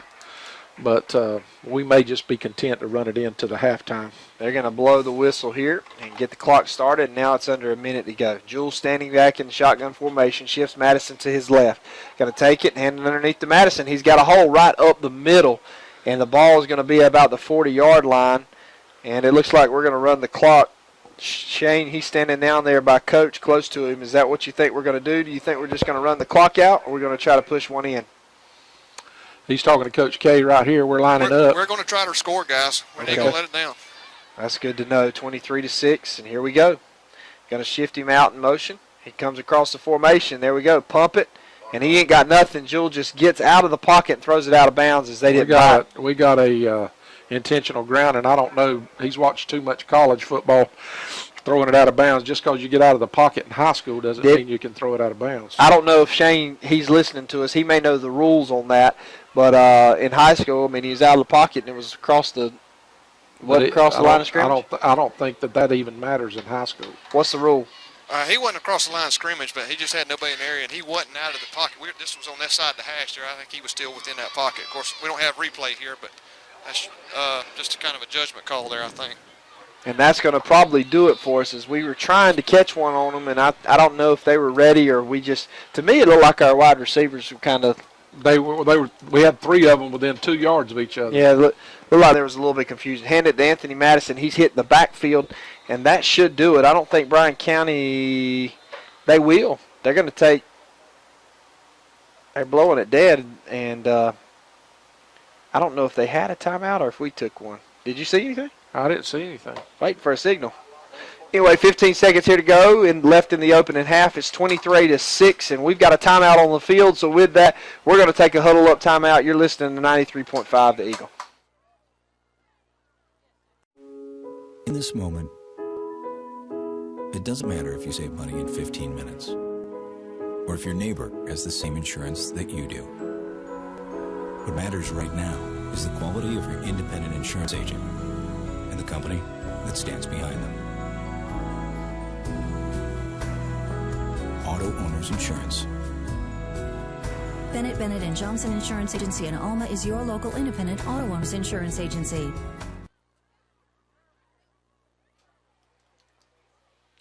Welcome back here to Raider Field. This is big right Bryan here. County took a timeout because this is fourth down and about 14, and we're bringing on the punting unit as we need to.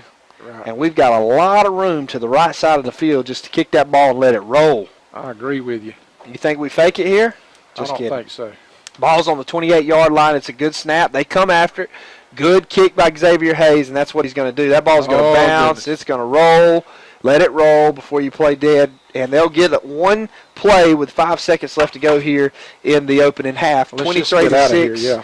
And that was a good kick by Xavier. The ball hit at about the, 48, 49-yard line, maybe 47, and bounced all the way to the 41-yard line. Yeah. So a good kick by Xavier. It's good So to they have got him back. You know? Oh, it is. They got 59 yards to go for a touchdown. Xavier's not your, your outstanding flash receiver, but he's a possession receiver, and when you got sure hands like him to get 5 or 10 yards, that helps getting people deep.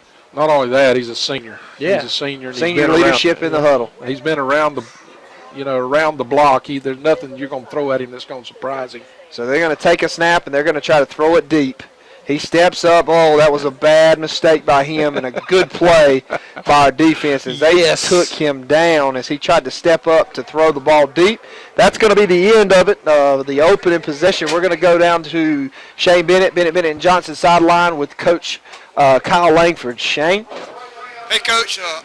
We'll say an offensive explosion in the first half for us. What was the difference this week? Just desperation. That's just desperation. We know what the situation is, and we really want to be where we're designed to be at the beginning of the season, and we've got a chance to do that. That's all plain and simple. We're playing with about 6 B-team guys tonight that just really want to play football for Bacon County High School and want to play their tail off every snap. Now, another big change in the first half was special teams, Coach. We had a fake punt, we had a kickoff almost return, and we had a field goal made there, almost partially blocked. Big change in offense. Special teams this week. Everything's been real good on special teams. We paid close attention to it this week, and Coach Bordeaux's got them right, and that's exactly what we're going to have to do. This is a good team. It's still a good team, and so I still think back to last year and how good they are and were, so it's important for us. Anything different in the second half, or just keep on with what we're doing? We're going to run it about 40 times the second half. Anthony Madison's going to run the ball 40 times the second half. All right, Coach, appreciate it. There you have it, Coach Kyle Langford. He's right. We're going to try to run this clock down. But we have been just gapping them that first half up the middle. And biggest play so far for the Raiders tonight? To me, I guess the thing that really swung it, we came out and scored, but then that missed fake punt by them put us on the 10-yard line, and before everybody got seated, we were up by 2 scores. Yep. I think I agree with you there. Our defensive line has played a phenomenal game, so we still got a whole second half left to go. It's 23-6, and it's like Coach Langford's saying. He was just in translation. Bryan County's not out yet because they're still a good football team over there. It's just not went their way this time, and in a matter of seconds, things can take a bad turn, and it has with the update before we go to half and go to our senior spotlights and everything. It took a turn for the worse in the bottom of the 4th inning for the Raiders as Rockmart scored 6 runs in that inning. It's still 7-2. Rockmart, top of the 6th. The Raiders are up with 1 out, so we wish the best of luck to our Lady Raiders softball team in the state tournament. But the percentages are going down for them, and so but the girls come back in their first game, so we wish the best of luck to them. We thank you for staying with us. We've got an exciting ball game, and we've got an exciting second half to come. We're going to keep you up with scores and all that good stuff. In about 15 minutes, you'll join us back. But you enjoy the Richmond Bacon Halftime Show. You're listening to the QB, the Rev, and Shane Bennett on 93.5, The Eagle.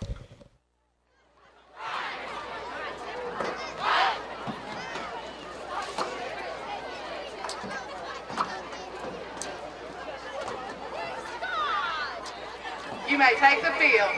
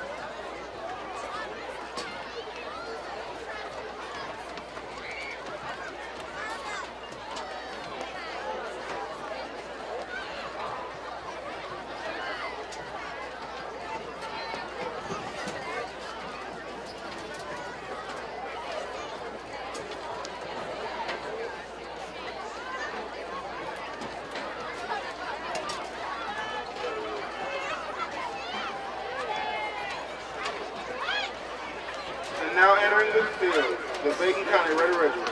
They are under the direction of Mr. Will Garrett and assisted by Mrs. Jamie Garrett. The percussion instructor is Mr. Daniel Ruiz. Band staff includes Ms. Brooklyn Wade and Mr. Eddie Ruiz. Tonight, they will be presenting their 2016 show titled, Britain's Got Talent, featuring the songs Sing by Ed Sheeran, Hello by Adele, and Pompeii by Bastille.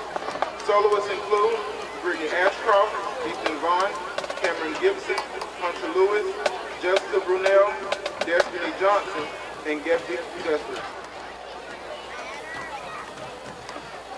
Drum major, Peyton Carter, is your band ready? You may take the field for your performance.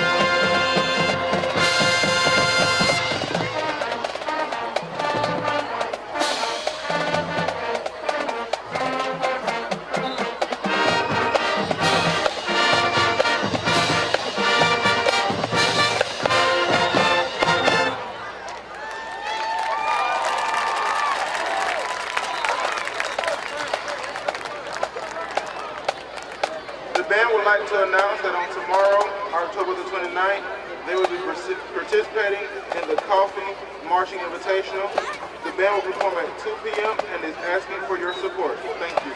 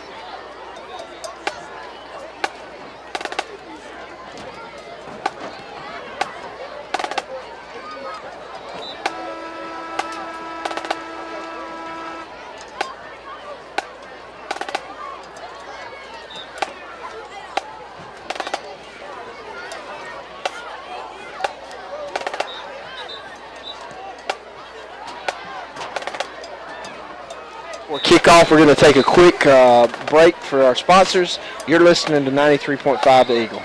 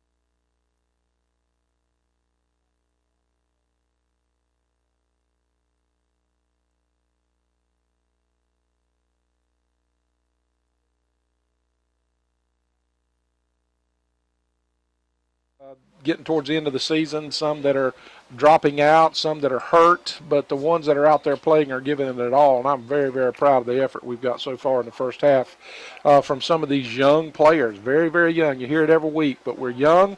We're a little bit undersized, but we're finding a way, and very good job by our coaching staff at getting the ball in the hands of our playmakers. And you heard right before half, Coach Kyle Langford, when asked what he was going to do in the second half, he said, we're going to run the football, and we're going to run hit Anthony Madison, our big tailback, is going to get it 40 times in the second half. Another thing I like that just stood out from what Coach said was playing a lot of JV, B team guys is what we call them these days. Yeah, they're just hungry, and they play. And I think sometimes our juniors and seniors take for granted, as we all do, the more we do stuff, and we take for granted what we actually have. But it's good to have some youth out on the field that's playing, playing well.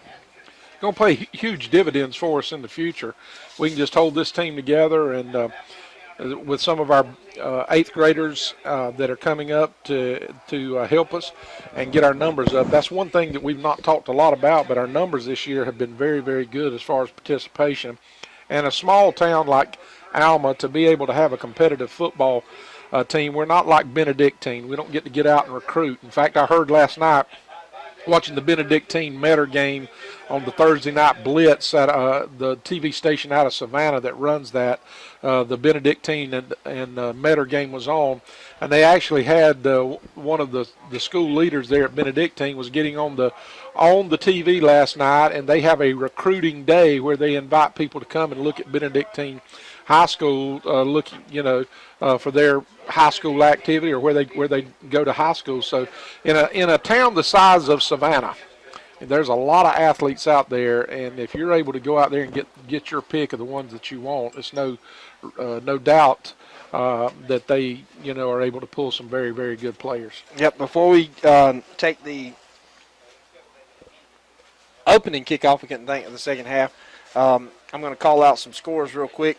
as we finishing up halftime. Coffee is 0, Valdosta 3, Pierce County 14, Appleton 14, as we heard over the loudspeaker. And just scrolling down here for something, Liberty 26-8 at half, Clinch 16-3, Charlton, Colquitt 35-14 over Lowndes, Swainsboro 26-10 at half, and scrolling down to the Vidalia Toombs game 13-7 at halftime. We're going to pooch kick it, and that ball's going to land out of bounds, and so that'll bring out a flag and bring them up to 35-yard line. 35-yard line there. Ware County 14, Wayne County 3. What on defense? What are the keys second half? Well, I think we just got to continue to contain. Don't give up a big play. We just continue to play sound defense and make them make the plays. Their quarterback is a little bit of, he got a little bit of mobility. And once they went under center, they were able to get a little bit of rhythm going. That was the biggest thing in the first quarter. They just had absolutely no rhythm. But since he's come under center, it seems like they've tightened things up a little bit. It seems like they're running a little bit more efficient offensively. There goes that big tailback, and there you go.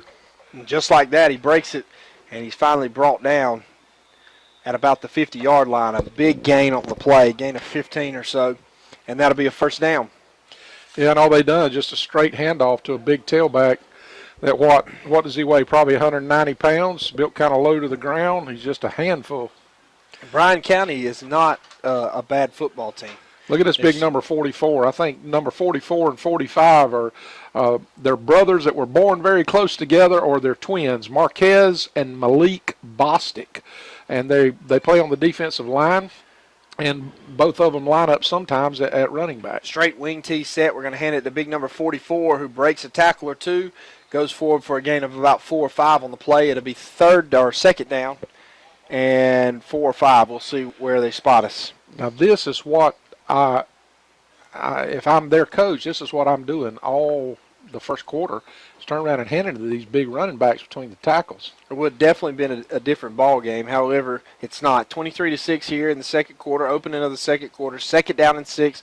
They're in our territory on the 46. They're going to hand a counter, breaks a tackle, good tackle there, spin him around, and that's just and he goes forward. He's still moving the pile, still moving. It's going to be a gain of 4 yards, maybe 3 yards. Well, they've got it marked over there. It's going to be 4th or 3rd and 1.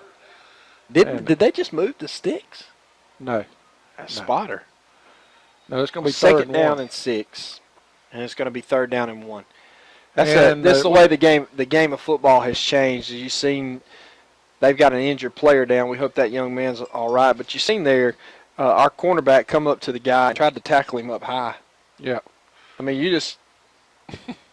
it's just not football. No, you come in. Well, some of the rule changes have changed the fact that you're able to lead with your helmet, so we're supposed to, way I was taught is you always stick your face mask right up and your helmet right up underneath the chin, and that's where you bring it. Now, if you're not careful, you get a targeting call, and they've really made, in the name of safety, but I also think that they think offense sells more tickets than a 12-6 ball game. They'd rather see a 45-42 score than they had to see a good old defensive struggle going on. You just don't see a lot of low-scoring games anymore, and part of it is they've taken a lot of the weapons away from the defense. There, I said it. I'm just glad you didn't ramble on your little soapbox about how football's changed in the NFL. Well, it has. It has. 10:36 here in the second quarter is 23-6, and unfortunately the Rev is right. The game has changed. In the World Series, bottom of the third inning, nothing, Cubbies and Cleveland. What is that series? Is it 2-0 Cleveland? Or no, it's 1-1. Tied 1-1. Yeah. And so that young man's going to be big number 74 for Bryan County, Christian Shellman. Now, he's a sophomore. He's a big defensive lineman. He's walking off the field, and that's good to see. Here on the field, the ball's on the Raiders' 41-yard line. They're in our territory, a big 3rd down and 1 for our defense. They're going to come out in an true wing set, wing to the left, solo receiver to that side. They're going to take it. They're going to hand it to big number 44. We had him in the backfield, but he outran us to the corner, and there he goes down the sideline. He's finally ran down by Legondrick from behind, and that's going to be a first down and a big gain of probably about 11 or 12 yards. Ball's going to be spotted at the 30-yard line. There you have it. We just didn't set the edge, and we were expecting him to pound it inside. We had it stuffed inside, and this guy that weighs 225, 230 pounds just outrun us to the edge.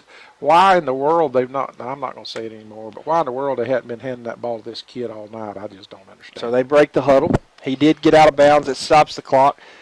Double wing set now. They're going to take it, and they're going to hand it on a buck sweep, and they've got the edge. There he goes. Gets to the outside. He's at the 20. He crosses the 10, and we hit him and knock him out of bounds at the 2-yard line. And you remember last year when we couldn't stop that buck sweep, buck sweep, buck sweep, buck sweep?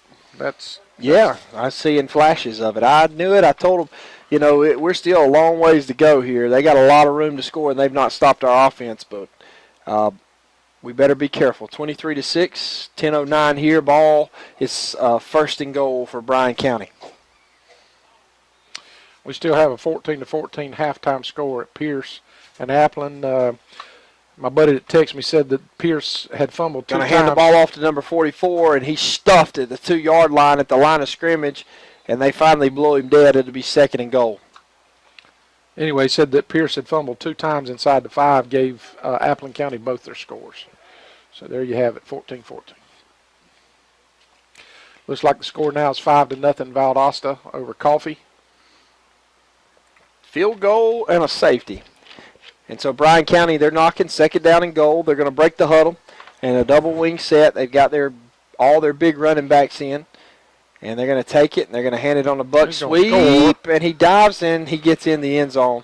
Touchdown number 4 for Bryan County. Mr. Murray, he's their 12th grader and their running back.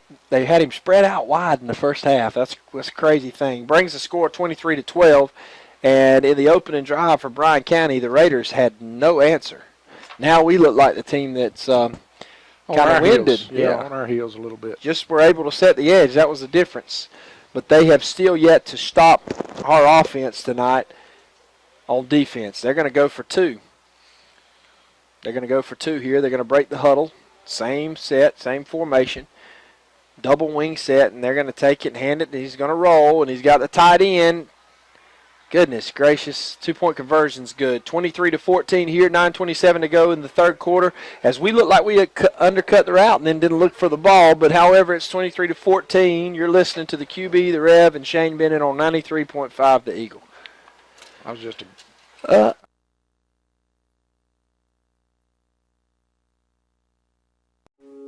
In this moment, it doesn't matter if you save money in 15 minutes or if your neighbor has the same insurance that you do. What matters right now is the quality of your independent insurance agent and the company that stands behind them. Auto Owners Insurance. Bennett & Johnson Insurance Agency in Alma is your local independent auto owners insurance agency. Sideline report about what we've seen on that last series, Shane. Well, guys, what you saw was what we talked about in the first half is the offense for Bryan County using what they have and the resources they have in the right manner. Bryan County moved those big backs from the wideouts into the Yeah, Shane was talking. We returned the kick back to about the 30-yard line. He got stuck hard, but he kept going. And Shane, go back. Well, what you saw was taking those wideouts and bringing them inside, bringing those big boys and running a lead block in there behind them, and they just running up right up to good at our defense, and that made a huge difference. And that's what we were talking about in the first half. And Reb, you mentioned that, just not using what he had in the right area, but he changed that in the second half, made that adjustment. Well, Raider Nation could be thankful for the Reb gave away the secret. First possession of the second half, they're going to take it and hand it to number 25, and he pulls the pile or moves the pile about 2 yards. Second down and 8 for the Raiders. I think we're going to have to throw the ball a little bit. We're not just going to be able to pound it. They're not going to let us do that. They'll put 9 in the box before they do that. And, 20-3, Ware County on top of Wayne County. 23-14 here, and I think you're right, Rev. We're going to pound it. We need to keep running it. It was successful, but they're going to try to stop it. Yep. Dawson Jewell in at quarterback. Madison shifts to his left. They're going to take the snap, low snap, and he jumps over the pile. And did the ball come loose? It was a low snap. It was very fortunate that we did not fumble. Good job by Madison. We got a Raider down on that ball. We got 2. I don't know who that was down there, but one of our big guys is down, but he got up. 3rd down and 4. 3rd down and a long 3 for the Raiders. The ball is spotted at about the 36-yard line of the Raiders. 8 minutes and ticking here. Big 3rd down on the opening drive of the second half for the Red Raiders. We're going to drop back, and we're going to throw it out to JP, who tries to make a man miss, and he may have been knocked back instead of just going forward. That's where you got to know your situation there. And that's going to be short. What do you think, ref? Well, we're going to have to kick. I mean, we don't have any choice but to kick it. As we threw a little stop route, and we actually caught that at about the 39-yard line, and we tried to make a move and got knocked back 2 yards. Yeah, rather than just falling forward for the first down, just like you said, not knowing where we're at. Dip. And now it looks like we're going for it. Ooh. Maybe we may try to get them to jump here, and I hope we do. We're going to shift, and we're going to try to bark the count. We're going to shift again, and it looks like we're just trying to draw them off sides. And they shifted. They didn't jump. And we're under 6 minutes on the play clock, and we call a timeout. Is that our second timeout of the half? No, it's first. That's the first timeout of the half. 7:07 here in the 3rd quarter, and the opening drive for the Raiders offense was shut down. And we're going to have to punt when you come back. You're listening to 93.5 The Eagle.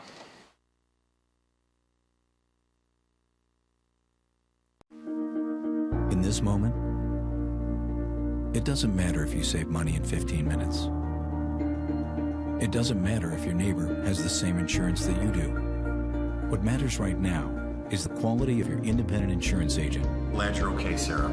We'll take care of everything. And the company that stands behind them. Thanks so much for your help. No problem. Auto Owners Insurance. Bennett Bennett and Johnson Insurance Agency in Alma is your local independent auto owners insurance agency.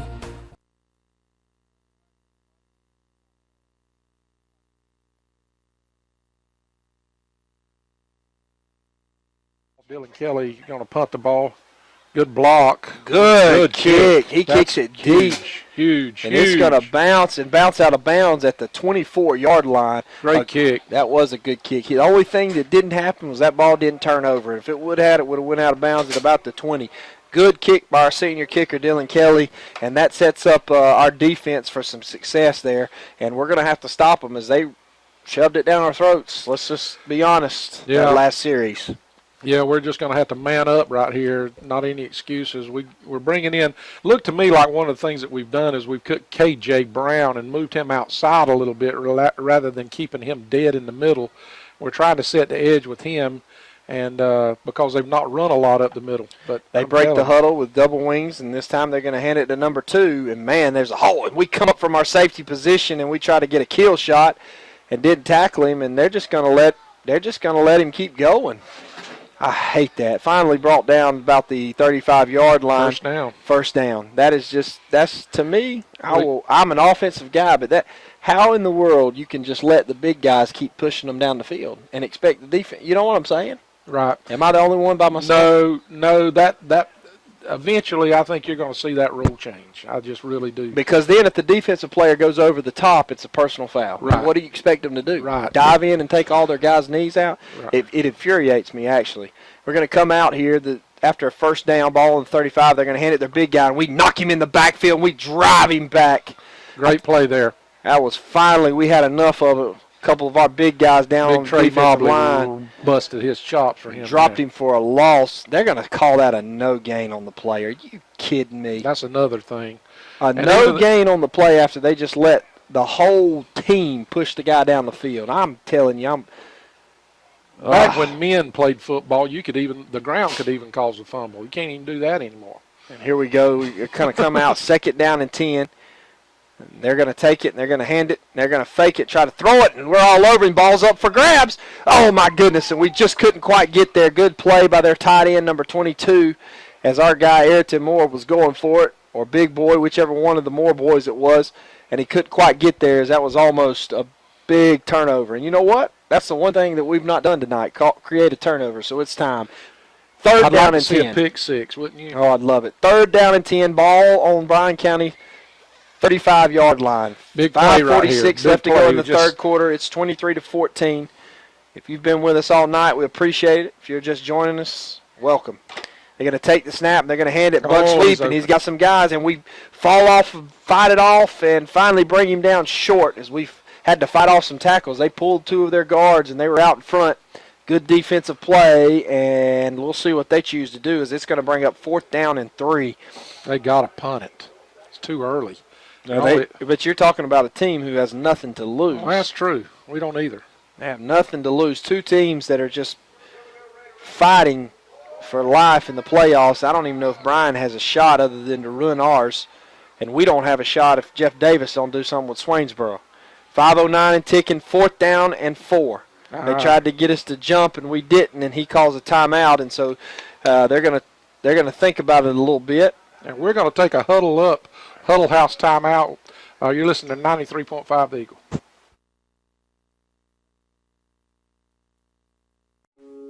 In this moment, it doesn't matter if you save money in 15 minutes or if your neighbor has the same insurance that you do.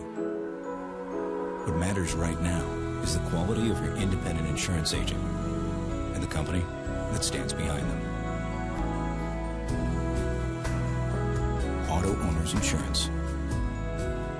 Bennett and Johnson Insurance Agency in Alma is your local independent auto owners insurance agency.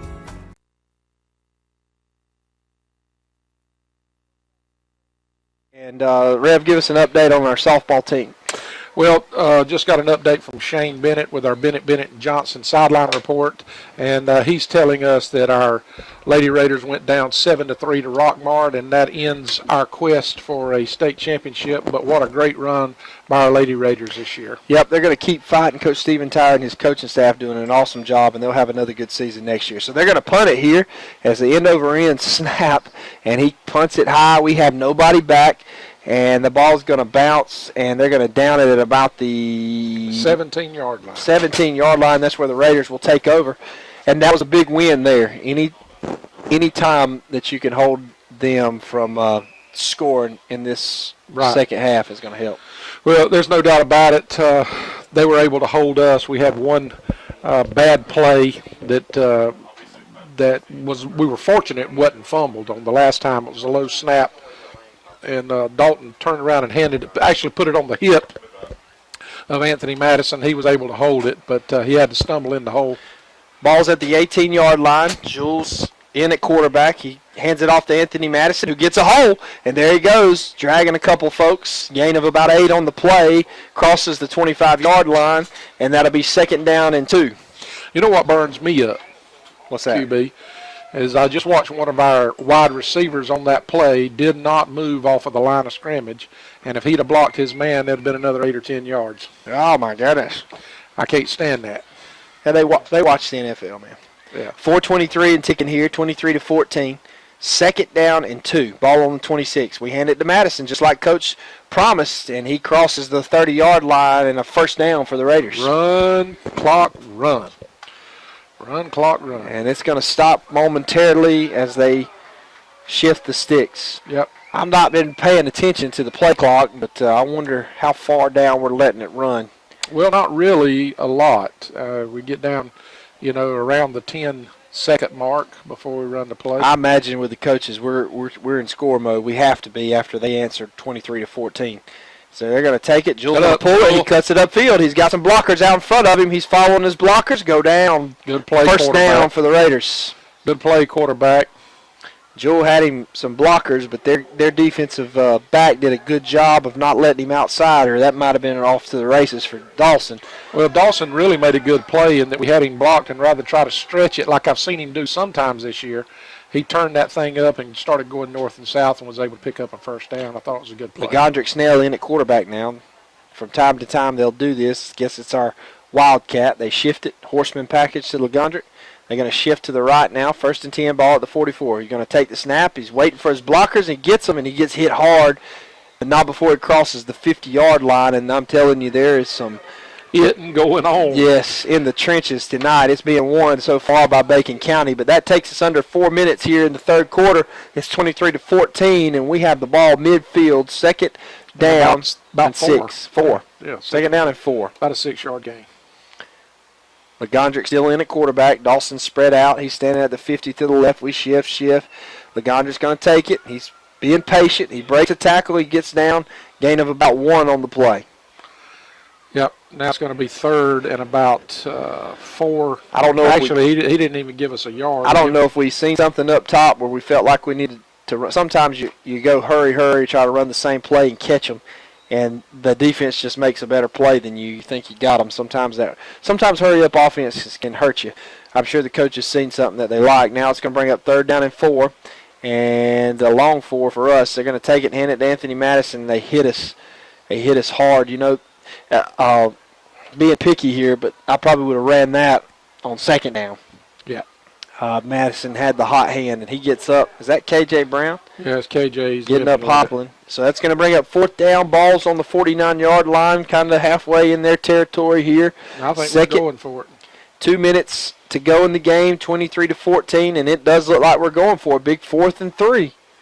Big 4th down and 3. And we are. We're going to take it and hand it to Madison, and he gets hit, and he's going to be short. Yeah, we're going to be short. Goodness gracious. Nothing to lose tonight, though, for the Raiders. Nothing to lose. That's right. Minute 58 here to go, 23-14. And Bryan County will take the ball over in their territory, but it's on the 47-yard line close to midfield. What do you think? Well, 4th and 3 is a tough call. You know, 4th and 3, I don't know what play call you're going to play. I mean, what you're going to call. 4th and 3, it's on 4th down, 3 yards is a long way to go up the middle. But, you know, he's been running the ball with authority. I think it's just a matter of us. We're just going to try to play to win, and we're going to leave it all on the field, and that I can't argue with. They're going to blow it dead on Bryan County's opening play of this series, of this drive. What they're going to call, that was thrown on the backside by a back judge. I don't know what that would have been unless it would have been a delay of game or something. Illegal substitution by us. And our coaches are on the field saying, what in the world? And I don't know either. That's why there's silence up here. We must have had 12 people on the field. That's what it looks like. We got 12 men on the field, guys. Yeah. You know I have a hard time counting, Jane. 1:55 left in the 3rd quarter, 23-14. I thought that's what a spotter was for, Rev. I can't get a number from the guy tackling the guy or anything up here. It don't matter if we're sitting up in the tree line. It does not matter. Double wing set. We're going to take it, and they're going to hand it to their guy. He ain't going nowhere. He's nowhere as we stuffed him up. Jesus like blew that up, man. Jesus fired off, and he knocked about 2 of their linemen back into the running back. Good play by Jesus Brown. 2nd down and 5 for Bryan County. Boy, Jesus is a good-looking athlete. He's just a junior. Yeah. He's played since he's been a freshman. I can remember him running out there as a freshman. Skinny old thing. But he's beefed up. He weighs probably 260 pounds. They break the huddle, 2nd down and 5, double wing set. They're going to take it, and they're going to do buck sweep. We got some guys there. Hit him in the backfield, hit him again, broken tackle. Finally dropped him, maybe a gain. Nope, no gain on the play, and it'll be 3rd down and 5. Man, we were flying around there. You love to see that. We just got to wrap up. Yeah, we got to wrap up. That little 7, he's a quick little old joker. But he's a tough little old joker, too. Yeah, he caught him soft on the goal line a while ago, but I'm telling you, he's the one they've been pushing all over the field for that 1st down. It ain't been that big back. It's been him. You know, their big guy, once he gets hit, he goes down. Like it's almost like he's had a knee injury or something before, and he don't want to get hurt, honestly. He just kind of crawls to the ground. He's not even in there right Under now. a minute to go. Going to take it, and they're going to roll this way. And they're going to try to throw back to that tight end. He got a man wide open, and he gets us beat deep at the 5. Touchdown, Bryan County. How do you not know that's coming? And we just had a safety that just absolutely I don't know, did he sneak from the backside? I don't know. Our safety, I don't know, was snuck up. It doesn't matter. They scored, and that makes it 23-20 with 28 seconds left to go in the game. I don't know if we thought 28 seconds to go in the quarter. I don't know if they thought that they were just going to bow down, if that's what we thought. I'm not sure, but 2 different teams. I mean, that's just a blown coverage. You know he's their go-to guy. How does that guy get that wide open? I have no idea. The kick is up, and the kick is good. And that makes it 23-21. We've got ourselves a 2-point ball game with 28 seconds left to go in the third quarter. You're listening to 93.5 The Eagle.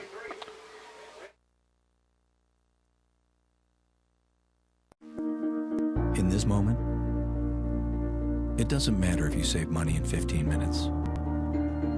It doesn't matter if your neighbor has the same insurance that you do. What matters right now is the quality of your independent insurance agent. Glad you're okay, Sarah. We'll take care of everything. And the company that stands behind them. Thanks so much for your help. No problem. Auto Owners Insurance. Bennett and Johnson Insurance Agency in Alma is your local independent auto owners insurance agency. Welcome back, everybody, and Bryan County's kicking off to us again. We need a big play to turn the momentum a little bit. I feel like old Mo shifted on us a little bit. Momentum. Number 40 is doing the kicking duties for Bryan County. He's going to kick it, and it's going to be a little pooch kick that's called at about the 20-yard line. We got a hole. And we do. We got a hole. Broken tackle, missed tackle. There he goes, bouncing around and finally brought down at about the 34-yard line, and that's where the Raiders will take over. A good return for the Raiders. Very good return. Looked like, was that big boy? Ayrton. Yeah, number 6, I think. I think that was Ontario. Was that Ontario? Yeah, Ontario. There you go. And that's where the Raiders will take over. Ball on the 44-yard line. For the Raiders, we come out. We're trying to get things set. Jules trying to get everybody set, calling the plays from his armband. We've got our stack pistol set, heavy pistol set in tonight. We shift Madison to the right. Jewel takes the snap. He hands it to Madison underneath, who gets up the middle, breaks a tackle or two, and he's still bouncing around. Good run by Anthony Madison. Sure was. Great. That was all him by against himself. Bryan County. Yeah. Him against Bryan County. I tell you, our line looks tired, man. We Yeah. look tired. We look worn down, but a gain of 9 on the play for the big guy, and that'll be the last play of the quarter. It's 23-21 here. Bacon County still on top, but we're in a fight for our lives. It's been a different story so far. Maybe the fourth quarter will be owned by Bacon County. We're going to take a quick break. When you come back, we'll have the opening play of the fourth quarter. You're listening to 93.5 The Eagle.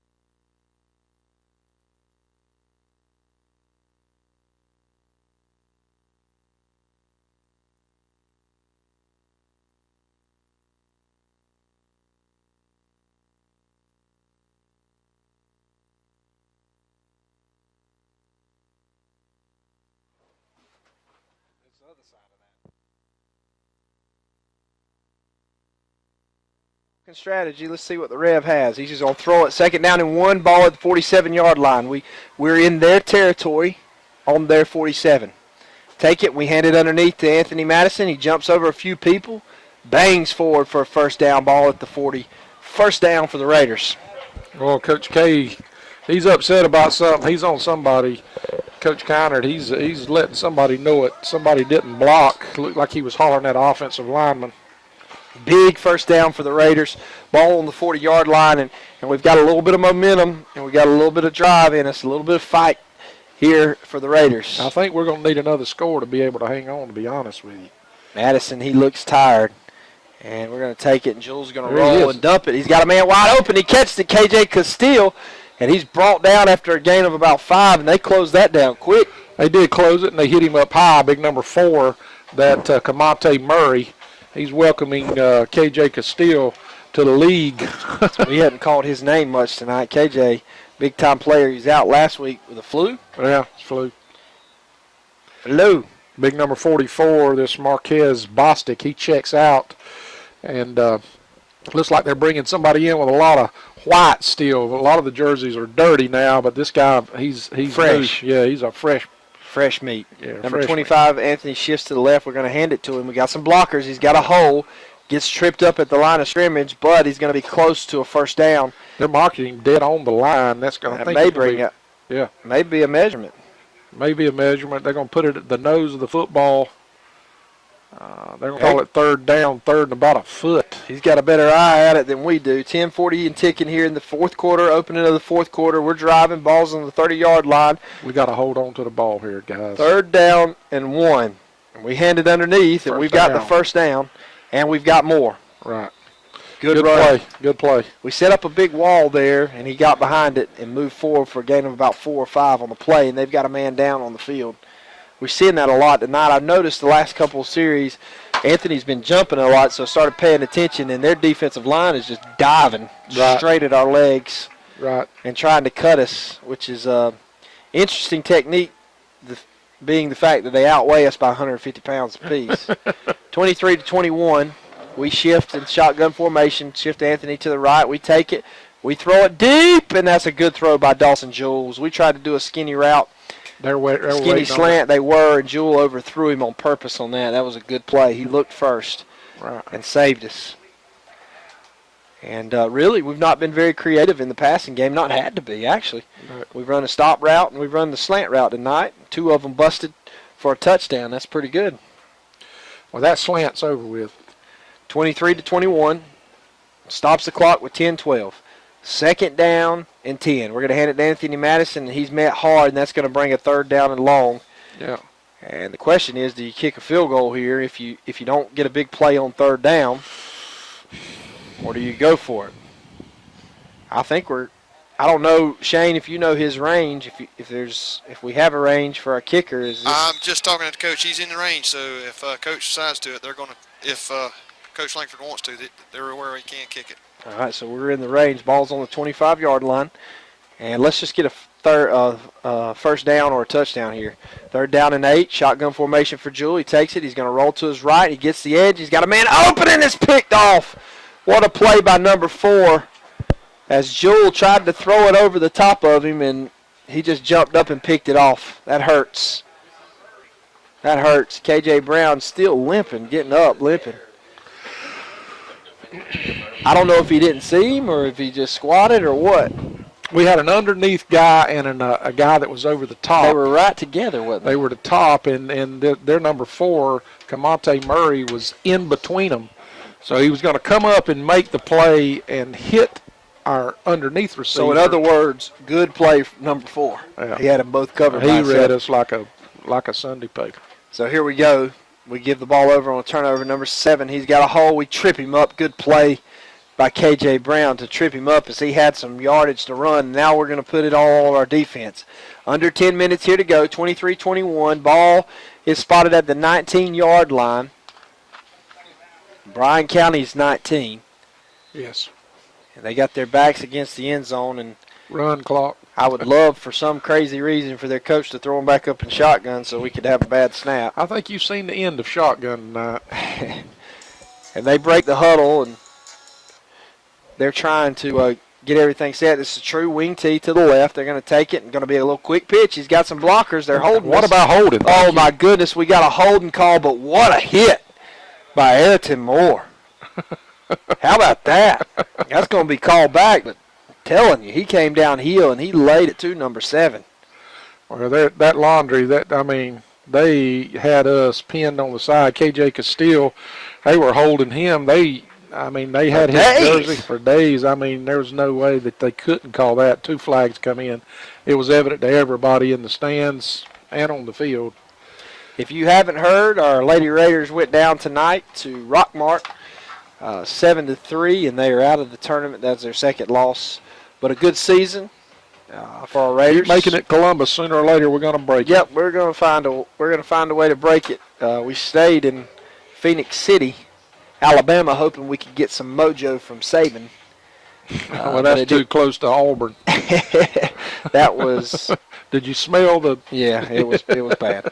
They're going to break the huddle. Single receiver, send number 7 in motion, and it becomes trips out of the wing, and he rolls to the right, dumps it to number 7. Oh, great play! My goodness, what a play! And we dropped him for another loss on the play after the penalty, the holding penalty. That backed him up, and we back him up even more after a loss of 2 or 3, and that's going to be third down and long. And our defense, if they hold here, barring some crazy play, if we, for some reason on third down and long, let some guy get behind us or let them do a draw play for 20 or 50 yards.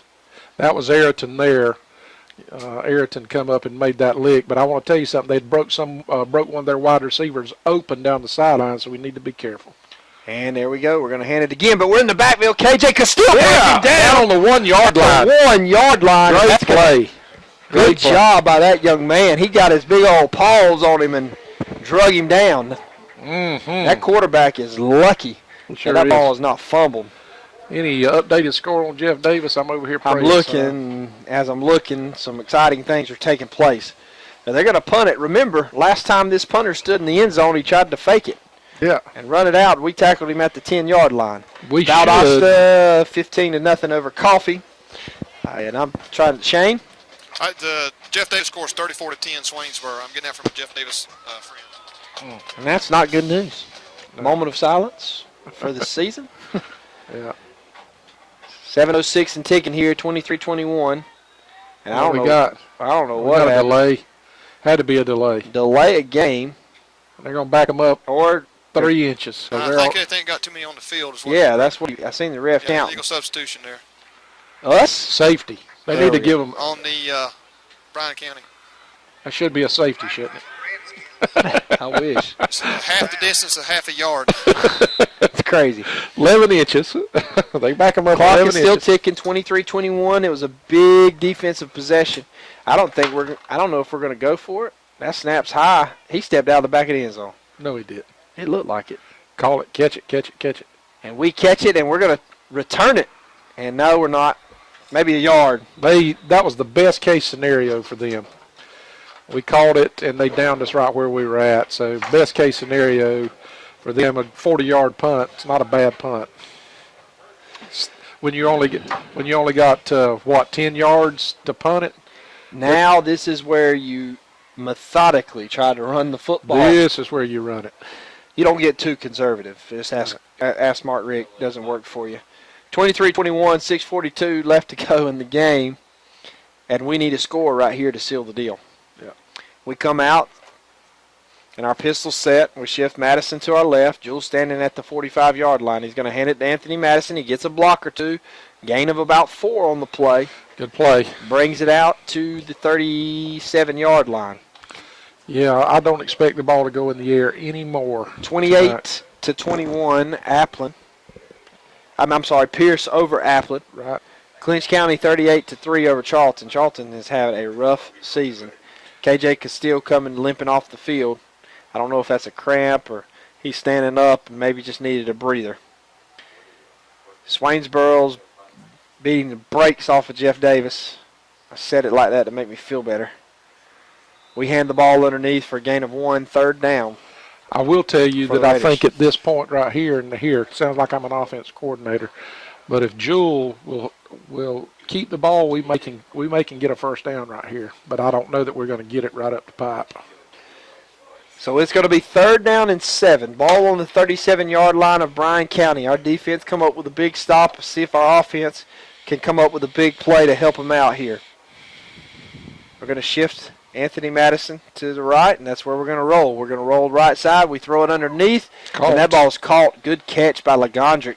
Good he catch. Come up and made Good the throw catch. By the quarterback. Yep, it was on the run. Bang, bang, and that's a first down. Good play call. Very good play. Looking at some scores from around the area. Let's see. Clinch County told you. Houston 38, Northside 28. 35-21, Colquitt County on top of Lowndes. And Mitchell County 42, Baconton nothing. I didn't know Baconton still had a team. Is that Baconton Charter? Or, I guess it is. Remember when we went down there? I thought they quit playing football. Over there a few years Marion ago? 21, Albany nothing. So we go into pistol, shift Anthony to the right of Jewel. Hand it underneath to him. Got some big blockers out, and he falls forward, holding on to that football with 2 hands. Great play. Gain of about 4 on the play. It'll be 2nd down. Under 5 minutes to go in the 4th quarter. 23-21. We're holding on. We're on the 24-yard line. Bryan County territory, and we're threatening. Can I say something right here real quick? I want to thank all of our Bacon County fans. Our band, all of our officials. They're here tonight, and I know it's sounding sweet, but here we are, a team that's only won one ball game, and we have just filled this stadium up. There's a few empty seats, but we have done a good job bringing our fans in. And there goes Anthony. Oh, he gets hit hard. Gain of 2 on the play. Sorry about that. 12th man. Yep. You. Shout out. Do what you do, 12th man. Now it's going to be 3rd and 5. Is that what you're seeing? Yep, ball on the 22-yard line. Under 4 minutes here to go. We are in kicking range of Ronaldo, the field goal kicker for the Raiders. Do we run it to the middle of the field to give him or do we try to get a first down? We need to score. We need to score to seal the deal and send Alan Cartwright and his Bryan County folks back to Pembroke. They're going to hand it to Madison. He breaks the tackle. It's going to be short of a first down. Short of the first down. Gets the ball out to the 18.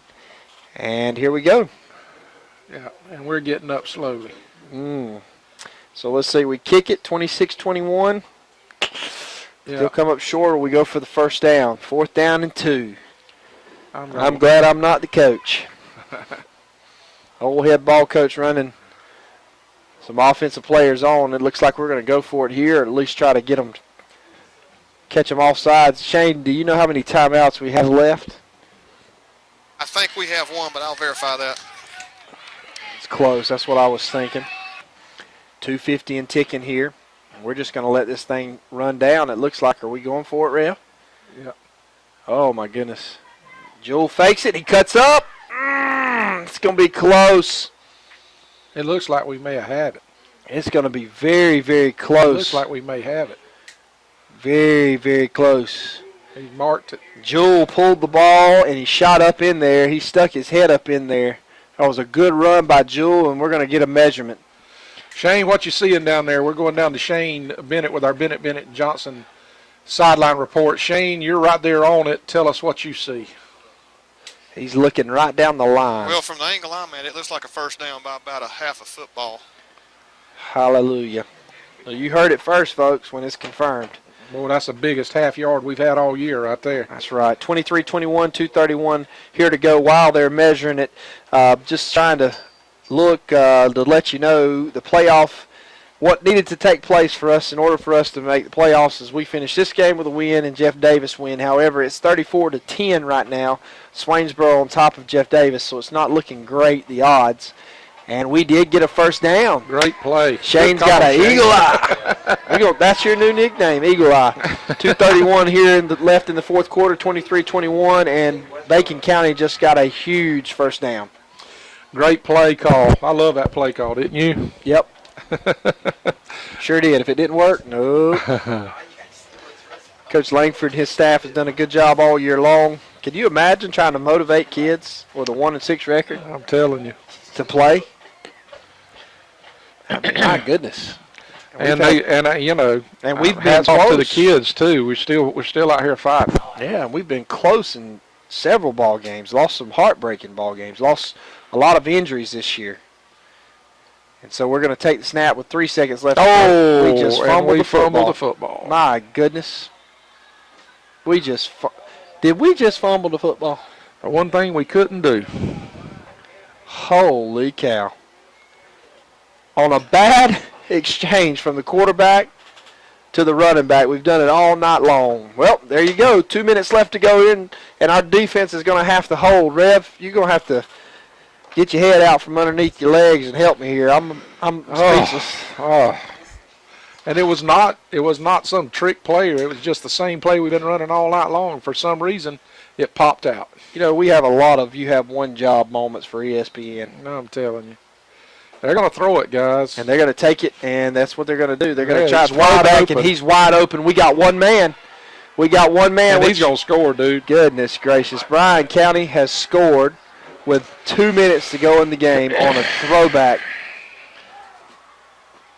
Holy cow. Wow. Well, there you go. How long of a touchdown run was that? pass. Well, where did they pick it up at? On the 19-yard line? Yep, from the 19. That'd be an 81-yard touchdown. Play call perfection. Play call they perfection. faked it underneath, faked the run, and they ran play call perfection. Running back out the backfield down the sidelines. Yep. But there's still a lot of time left, and there's one thing for sure. Our team never gives up. They never quit. We scored, Shane probably could tell us a little bit more. The extra point kick is up, and the extra point kick is good. And we scored within, I think it was 30 seconds at Swainsboro. 32 seconds left. 26.9 to be exact. And there's a minute 49 left to go, so our team is never out of it. It's 28-23 here. When you come back, we will have the Raiders on offense. You're listening to 93.5 The Eagle. In this moment, it doesn't matter if you save money in 15 minutes.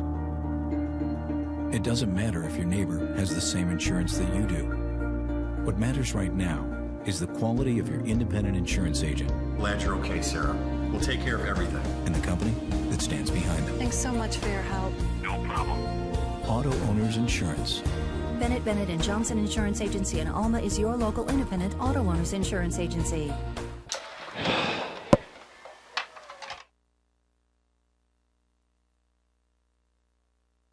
Just like that. We are marching. We just got a first down by about 6 inches. In the very next play, we fumble, and one play later, we are now looking at a deficit with 1 minute and 49 seconds left. Number 6 is kicking now for them, and they kick it. We take it at about the 11-yard line, and we got a hole, and he's tackled. And, boy, momentum, they come alive there, come down. First probably good coverage they've had all night long. Our offense comes marching on the field, and now we've got to go all the way down and score. 28-23, 1:44 left to go in the fourth quarter. Ball's on the 26-yard line, and here we go. The fun begins. That's exactly right. Looks like we got 10th grader Bladen Johnson who's checked in on our offensive line. And so Jules going to stand back. He's going to roll to his right. He's looking, got a man open. It's caught by Legondrick. He makes a move, and there he goes down the sideline, knocked out of bounds at the 45-yard line. Yep. By number 4. He made him miss. Yeah, good play. And we're on the 45-yard line. Just like that, one play. Here we go. 1:36 left to go. We've got 2 timeouts left. Ball is 28-23. Bryan County has marched all the way back in the second half. 15-0, Valdosta on top of Coffee. We're coming up. Twins, double twins. We're going to roll to the left this time, and they break through, and we fumble the ball, and that's it. My goodness, he picked it up. That's a ball game. That may be it there. As we just let him break through on the offensive line. I don't know if they come on a blitz. Jewel tried to make a miss, and he was fighting, and they recovered the fumble. And as good as we've played at times, that makes turnover number 4 for the Raiders tonight. Is that correct? 2 interceptions and 2 fumbles. That's exactly right. You got it. 2 interceptions. So Jules had an up and down night. Up and down. Up and down. And here we go. Let's see if some magic can happen. 1:28 left to go in the fourth quarter. It's 28-23. We're going to try to talk to Coach Kyle Langford after the game. And try to, keyword. They're going to come out in double wing set. Going to take it, and they're going to hand it their big guy, and he breaks a tackle. Our guys are still fighting. They're still pushing him forward. They finally blow it dead after a gain of about 4 or 5. If I was a running back, I wouldn't like that play. Timeout on us. The Raiders are going to call a timeout. With that, we're going to call a timeout. You're listening to 93.5 The Eagle. In this moment, it doesn't matter if you save money in 15 minutes or if your neighbor has the same insurance that you do. What matters right now is the quality of your independent insurance agent and the company that stands behind them. Auto Owners Insurance. Bennett Bennett and Johnson Insurance Agency in Alma is your local independent auto owners insurance agency.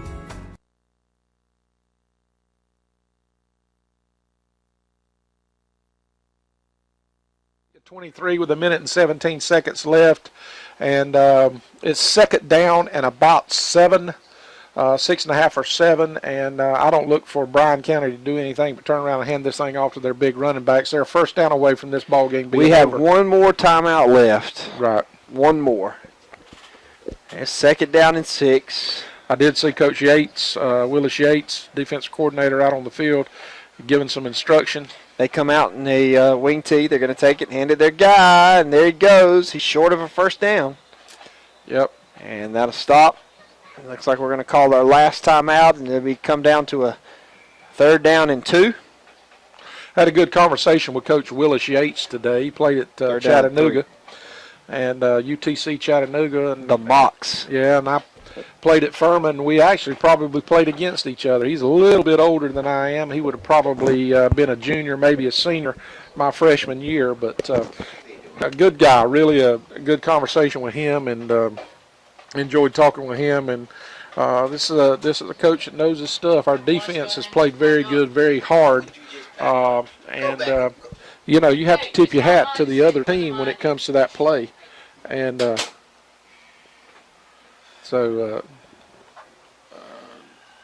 what just happened? I don't know. Even the camera crew has lost their mind tonight. Let's see. We had, before the game, we had our rec department league out there. Yeah, Coach Peavy, congratulations on a big 9-0 season. Assistant head coach and defensive coordinator. Yeah, first down. First down for Bryan County, and that's going to seal the deal there. The clock will just – but we had a good season, 9-0.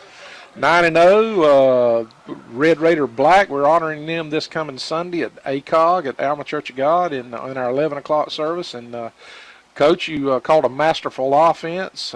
And how many shutout games did we have this year? 6? I think so. 6 shutout games on the defense. Had one game, scored 42 points. The rest of the time, our average was – we probably averaged 20 points, 21 points a game. You're talking about 8-minute quarters. So always took the ball first, which is usually against my grain, see if we could score first. But, it was a good season. Thanks to Reese Turner and Miss Sharon for allowing us to have a rec department. Yeah, it was good. Play. We enjoyed it. And that's going to do it. They took a knee, and that will do it here. And we have one more game left. We play Metter. We travel to Metter next week to play the Tigers. Are they still the Tigers? Yep, Metter Tigers. And I think they're going to make them kneel it down. Nope, that's it. It's over. No. Yep, it's over. It's over. But anyway, one more game left for the Raiders. The Raiders fall to 1-7 this year, 1-5 in region, and this loss puts us out of the playoffs. We will not make the playoffs this year. It's been a tough season for our Raiders, but we can end on a high note. We can end on a victory next week, and that's what we're going to try to do. The Raiders are falling in line at the 50. Shane, let's go down to you. You're going to try to get an interview with Coach. Yeah, just so they get through this team sportsmanship shake here. All right, we're going to hear from Coach Kyle Langford in just a few minutes. Rev, while he does that, let's break down the tale of two halves. Well, it was. We come out hot as a firecracker, and Bryan County was finding no success whatsoever when they were in the shotgun. They were having trouble with snaps, and they just it seemed like everything that they did wound up being a negative, and everything we were doing wound up being a positive. And then they made some adjustments. They scored before half. They came out and really the biggest adjustment they made is they decided instead of putting our big 230-pound running backs out at wideout, we're going to stuff them in here. We're going to run it down the throats. In all reality, looking at the running backs and the size of their offense and the size of their team, I'm surprised they've not got a better record than what they did. I looked at Bryan play early in the season against Beach, and the first game of the season, they just literally beat the brakes off of Beach. But then things it seemed like the wheels fell off for them. But here at Bacon County, we played a lot of young guys this year. We've got one more game, as you said, but we played a lot of young guys, and I look as about 7 or 8 of our players are walking across the field that have not played tonight. They've got their jerseys on, but we're not able to play simply because of injury. We got shoulder injuries. We lost a quarterback. Our quarterback, Cooper Brown, lost him to a broken collarbone for the season, lost our senior leader, Wesley Cothran, for the season. So these losses right here, rather than finding a way to lose like it has been this year. Seems like that's been the tale against Swainsboro. We're going for 2-point conversion, and we have a mix-up on the play. Quarterback goes one way, running back goes the other. And then tonight we look at it where we've got a fumble. We got the game in our hands. We're fixing to march in and score on the 19-yard line. And the one thing we can't do is turn it over. And just on a handoff exchange we've done all night, we lose it. So rather than finding a way to lose, maybe next year as we grow up, we'll find a way to win these type ball games. Yep, been a tough season so far. Join us next week as we'll be bringing to you the game broadcast. The pregame show starts at 7 o'clock. Kickoff at 7:30 for the Raiders next week against the Meta Tigers. For the Rev, the QB, and Shane Bennett for tonight's action. Your final here, Bryan County 28, Bacon County 23. God bless you. You're listening to 93.5 The Eagle.